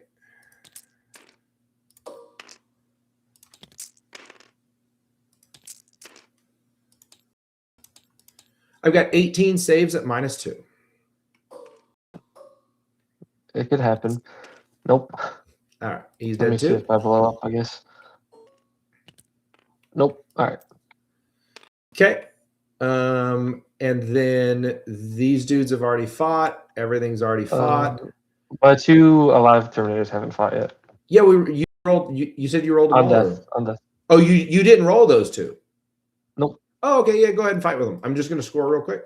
So, I don't think so. Chat. If I did, let me know. But I'm pretty sure I didn't. I don't care. Roll it, brother. I'm going to get rid of assassination at this point for a command point. And then I are 3 points for taking a point that I didn't hold, which is 1, 2, 3. And then I killed something for 1, 2, 3. All right. All right. All right. All right. That 10 saves at AP2 damage too. Ooh, good saves. I failed 3. So three girls die. Close. All right. And if I, yep, they're both engaged, which is awesome. Because it's a stratagem for fallback and do everything, right? Yep. Yeah. So they are both engaged, which is important for a lot of reasons. Okay. So at the end of my turn, it does flip. I do like easily control this point. And do you want, since it's 11 o'clock, do you mind if we talk it out from here? Sure. All right. So we're going to go to turn 4. You, at the start of your turn, you'd score 5 points of primary. 1, 2, 3, 4, 5. Let's see what you get. Tempting target and display of might. I would tempt you with the back target. You would go up to, we would advance. So you would go up to 2 CP. Let's see. You would get a burden would go off. So you would score 4 points for burden. It goes off in the previous turn, which kind of sucks for you. It scams you out of 1 point, but it's not the end of the world. Sure. I would, hold on. We didn't score something for you, I think. Oh no, they weren't all the way over. I thought you were all the way over here or all the way over here. Okay. So here'd be like, I'm just going to give you my suggestion of like how I think you could max your score as good as you possibly could. And you just tell me if you disagree with any of this logic. It is actually, I think, impossible for you to score engage on all fronts. You just don't have enough units left. So I would spend a command to get rid of engage on all fronts to get a new one. Forward position, that sucks a big bag of dicks. Okay, so what's going to happen is you can get behind enemy lines. So this would be, because here's the realistic problem. You have these 2 Terminators, they're locked up. You're going to kill this stuff. There's no question about that. I'm going to pick fight on death at the start of my turn because it's the only thing I have left. And that way, if you decide to charge into something, I have a 2-up fight on death. So you don't really want to charge into me on this turn because the Repentia will really mess these guys up. Vol, like a lot, like Vol doesn't get it, but like all this stuff here in the middle can 5-inch movement. I don't like getting 2 inches out. Like you would have to go like up here. And that's like a 10-inch charge. So that's really no bueno. Yeah, here's what you do. I'd probably consider falling back these guys 1 inches away so I can get +1 to wound shooting into Vol's unit and maybe kind of spike high there. Here's what you do. You're going to keep engage on all fronts. Here's what you do. You would keep engage on all fronts and you would get rid of tempting target because you're never going to get back there. Okay. This is what I would do. These guys are really fast, so they move 10 inches. Well, I could up you down the turn at the end of your turn. You can't. They're engaged. They're all engaged. Yeah, but they might not be at the end of your turn. Sure, but we're on your turn right now, so like that would be like I'm worrying about your turn. Right. To me, what I would look at is you can score engage on all fronts and behind enemy lines because these guys. All you would need is an advance of, let's see, if this is 10 inches, you need an advance of a 4. So roll an advance and let's see if you get a 4. This would be a big point for you. Like you'd score a bunch of points. You got a 2. Fuck my bottom. Holy man. Okay. All right. So they're not going that direction. And you don't want, man, how much CP do you have? You have 1. So my philosophy is like the game is unwinnable. So you're just trying to score as much as you possibly can at this point. How many points would you get for that? You'd get 3. You get 6 points if you can get back there. Man, I would, if it's me, I'm command point re-rolling it personally, because like if I can get them over here, it's worth 6 points to me. Can you advance and do anything? Like, can you advance and shoot, advance and charge? No. They might have assault on their guns, but that's about it. They got assault on their guns. Like, I don't hate that. Like flying over here and then shooting into these guys is not the worst thing. But it's up to you if you want to re-roll it. Because like fundamentally, they're going to go. You said you rolled a 2. Yeah. Yeah, they go here. So like you re-roll and you literally just need to like roll a 3 if you want to spend your CP. I would personally, because 6 points is a very, very, very big deal. Yeah, sure. I got another 2. You got another 2? Yes, I did. Okay. Okay. It's okay. I'm sorry. That's fine. So then the beauty of these guys. Okay, we're gonna retcon that whole thing. They're just gonna move here, and they're gonna move to be as far away from me as possible to be prepared to score for the next turn. And you're not gonna command point reroll it. So I'm just gonna give you the CP back because you need the CP here. Yeah, I think I would have probably fall back with these Terminators. Yep. You fall back. I can do it for free once one per turn because of the captain. So I could, but then you could fall back both of them. Yeah. Because so battle shotgun first to see if they can see if they have to potentially get an oopsie poopsie. Nope, they're fine. They're good. So now where would you fall back? Like in my opinion, because you can fall back and do everything. I'm going 5 inches straight forward. Yep, that was kind of my idea. So they're gonna go there, and then these guys are like you have to hold this point. Yeah. So like you're literally just gonna do one of these. Yeah. And then it's like I would go like this so that you can get, they can, are you with 2 inches? So, oh no, we got to back up. Shit. So like they'd have to be like this.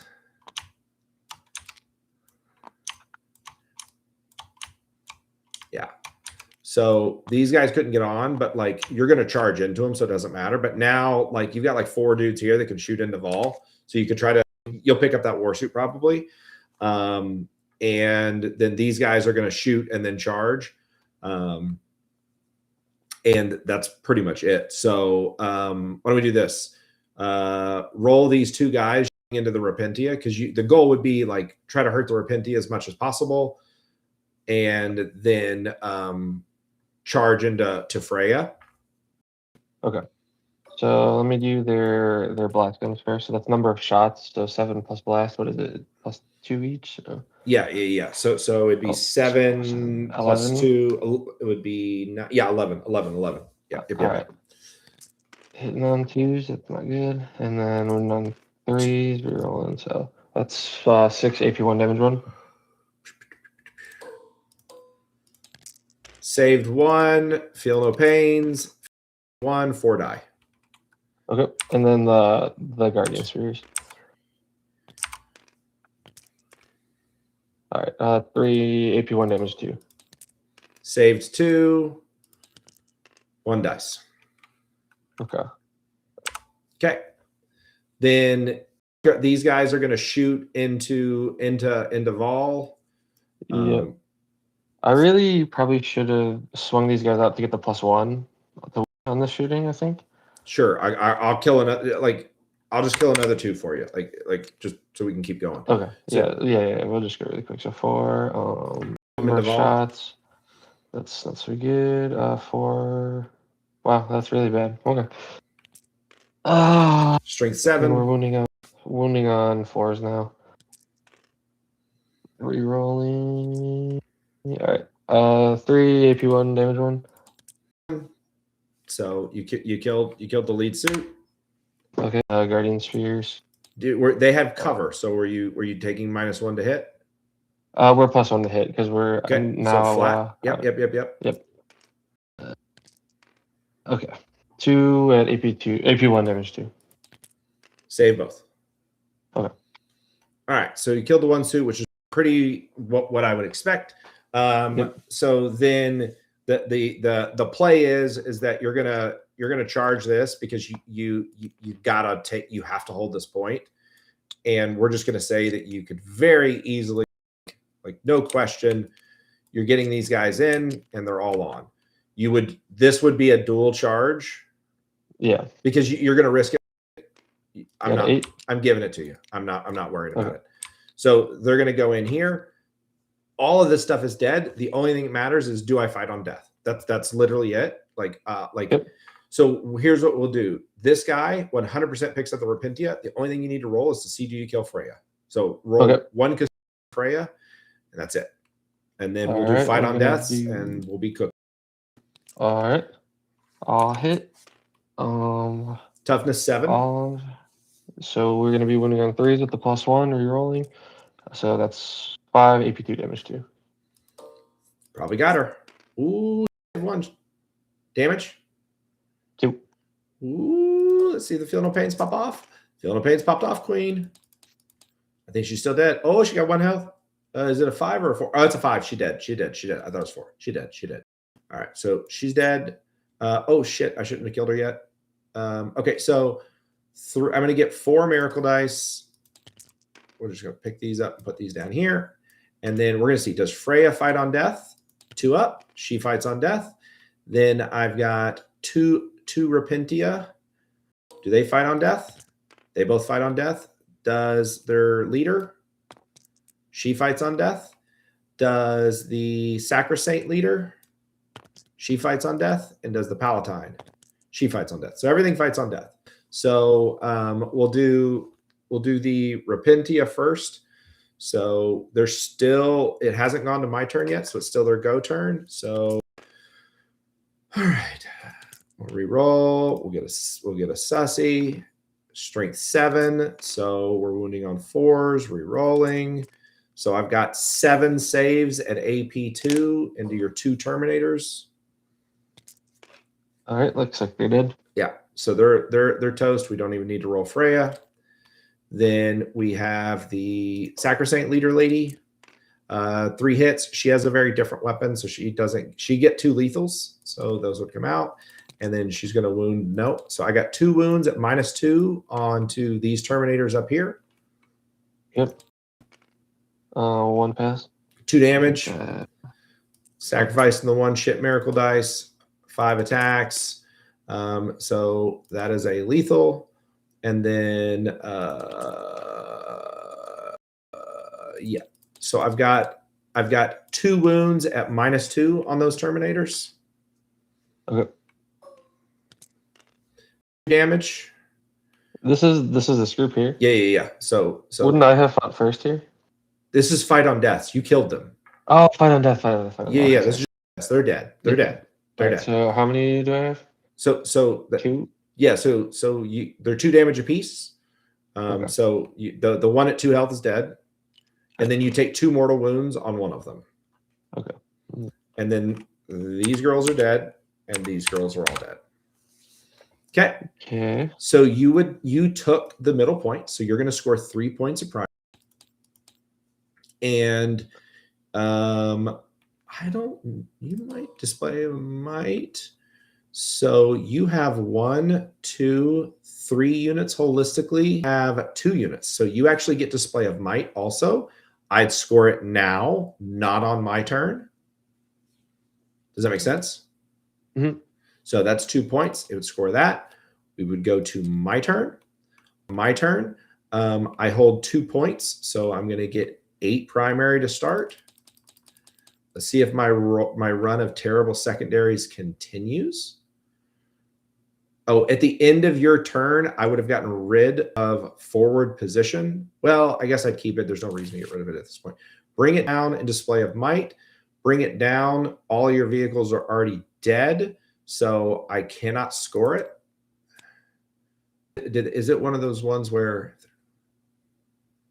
Yeah, it doesn't say if you've killed them all. Okay, so I just get to redraw it, get a new card. So got defend. Cool story. I'm going to do it at the end of my turn. And then I have display of might. So what's going to happen is I'm going to get another miracle dice on a 6. It's cool. Let's see if I get him dice. It's a 5. So I've got a bunch of miracle dice at this point. So what's going to fundamentally happen at this point to kind of like, quote unquote, resolve the game, if you will, is these Repentia are going to advance and charge with a 6. So they're going to go 12 inches. Morgan Vol is going to move her 10 inches to here. And because this is sticky and now this is sticky, these girls are going to move 8 inches down here. And then what's going to happen is I know they have like a their cool reactive move. So I'm not even going to I'm going to shoot Morgan Vol into these girls down here or these guys down here. Probably kill 1 and that's it.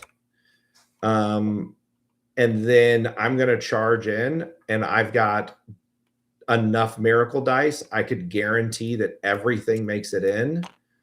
And I'm going to roll it, but I'm like 90% sure these termies are like toasty, if that makes sense. It's fine. We could probably just pick them up.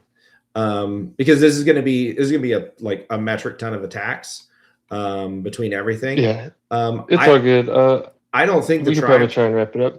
I don't think the Triumph kills this. But what I'm doing is just tying them up. I think the Triumph she has an insane amount of attacks. She probably kills 1, maybe. With the power swords, they kill 1, and then the other dude's stuck there. What happened is I would take a point that I didn't hold for 3, and I would kill a unit for 3. Then I'd get display of might. I would say I'm going to do it on your turn. I'm going to do defend stronghold on your turn. You're not going to be able to stop either of those because you only have 1 unit left. So that's 10 points that would score. We'd go to your turn. Now on to turn 5. You have this one guy and these guys. They're going to just basically stay there. You're going to score 5 points of primary. And then you would have gotten rid of, you'd get 2 new cards. You fall back and get behind enemy lines, and you could get beacon, which is actually really good. That's really good. So you'd score 8 points of secondary because that 1 unit. Is this an action? It's not an action. There you go. It's not an action. It's not an action. Because I was like, you can't fall back into an action, but it's not an action, right? Yeah, it is not an action. It is not an action. It would say I'm not supposed to kill it. I'm not the kind of player that does that kind of stuff. Like when the game is won, like some players would be like, I'm going to kill this because I want the point differential. It doesn't matter in singles. So like if you've ever seen me play on like stream games, like I'd go ahead, brother, you got it. Like I'm not going to touch it. Thanks, man. So like you'll score the 8 points for that. So that would get you actually, hold up. Could we score you a little bit more? So he goes 10, right? Oh no. I was curious. 12? Mm-hmm. Yep. You could take my home point. So on battle round 5, you end. So you could get another 5 points. And you could get forward position for 5. So Not bad. so you would get up to 74 points. Start of my turn. I would then obviously, like, I wouldn't kill you, but I would move back to get onto the home Yeah. point. And then I would control 3 points in no man's land, so I'd score 12 points. I've maxed my primary, so I can't score any more primary. I would draw 2 cards, engage on all fronts, and secure no man's land. I get the easy secure no man's land for 5. Maybe I run around for age, maybe not, but probably I run around and get 3 points. So it would end up being 84-74. Not too bad. It's a good game, man. It's a really good game. Yeah, definitely. I know if in the future, I think I just start everything on the board. I think against a And fast I was a army, little too afraid of you. I think you ended up doing less damage than I thought you would. So probably should have just accepted that we're gonna play and like got it going a little sooner. yeah. So I assumed that you were going to try to bully me, and I was going to probably have to use my fight on death like as soon as they get. Custodies are very good. 2 things: custodies are very good. Sisters are fucking terrible right now. Like, it just is what it is. But I actually think the game would have been even more competitive. I thought you were going to bully me. I thought what was going to happen was you were going to stage tournament here. You were going to have a shit unit go out onto this point. You're going to have your second shit unit right here, and you were going to move this out, and your dreadnought was going to stay here, and your dreadnought was going to here, and you were going to be like, cool. And I would have put my Telemon here, so it's firing down this lane, Yep. because it has you outrange me. And then your other one backs this up. I would have never even sent anything over to attack my point. You just don't have enough stuff, right? And then what you would because if you play that game, you got to keep in mind, if I'm not killing and I'm not, you're scoring. If we're just doing a stalemate, I'm scoring 8, you're scoring 10. Does that make sense?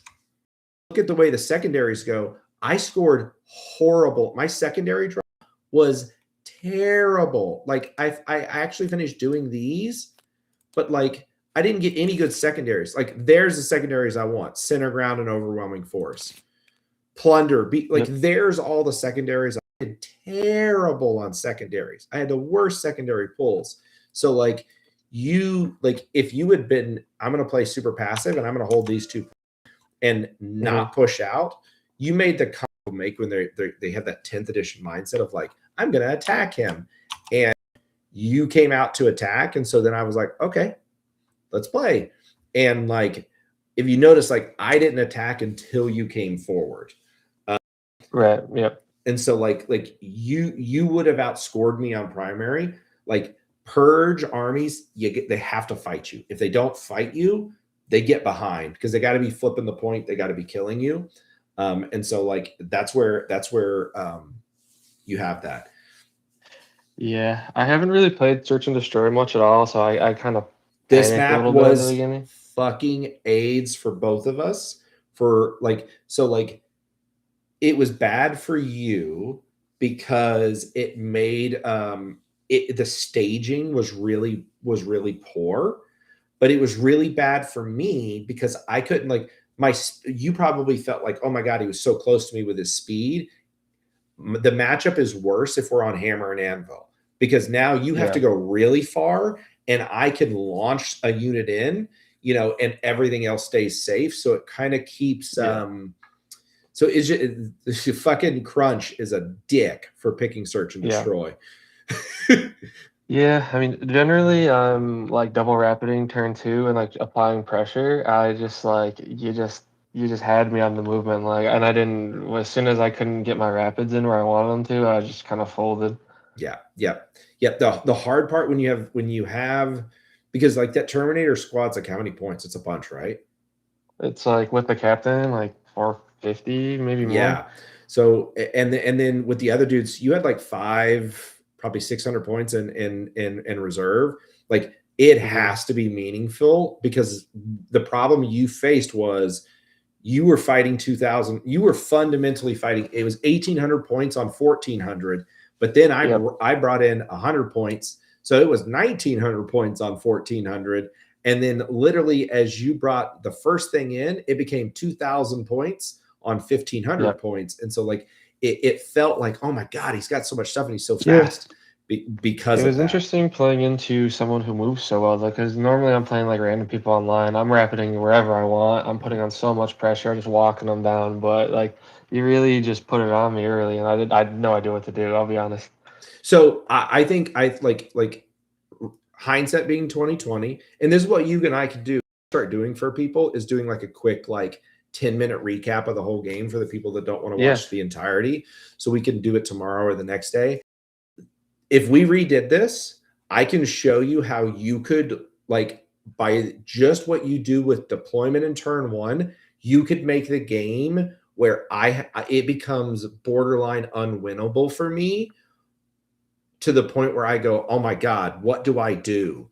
And I have to start. We should do that. That'd be awesome. Like, okay. So for everybody that's still watching, here's what I'll do. Me and Alex we'll shoot a little 10-minute video breaking this game down. And so you guys can watch this, and I will walk you through, like, if he had deployed just a little differently and staged differently on turn one, the game becomes borderline impossible for me, or it becomes where I have to really start risking units. I have to play a little reckless. So we'll do that for you guys. But hopefully this has been fun for you guys. I'm going to try to do. Work is crazy right now for me. I've got a lot of stuff going on at my company, but I'm trying my best to do a member stream game. So our members chat, I kind of shoot out like who's wanting to play. You know, several of you have already sent me private messages that want to play. A couple of you fuckers want me to play agents for some reason because y'all just hate me. But the way it goes, for those of you guys that are not members that don't know, I send a message into the chat of like who would like to play. People will send me messages, and I just create kind of a wait list of like who I'm playing in different orders, and I'll get other coaches to play you. And then I let the members actually vote on what I'm going to play. They picked Penedit because they're assholes, and they were like, "Hey, I want you to play Penedit host into Custodes." Which I'm going to blame some on Eric. I'm going to blame Spencer. I'm going to blame Gene. Like, I know a lot of you fuckers were voted for that. So, and Spencer's saying he wants the agents game. He just wants to eat me because agents are so bad. So bad. And I am not Fold Your Pile. Like, I'm pretty good on sisters. When you get outside of that, like, I'm okay on Dark Angels. I started reading the rules for agents. I'll be honest, I straight up don't understand them. So I'll do my best. But hopefully this has been helpful, guys. I want to see that game. I'm going to go ahead and shut the stream down now. I really appreciate you guys tuning in. You know, I've got some really cool videos coming up that my main man Alex here is going to edit. Like the last several, I haven't even gotten Alex to edit them because I literally made them at like 1 a.m. so that I had something for y'all. So I got some cool stuff coming. So stay tuned. Good night, y'all. We'll see you in the next one. See you guys.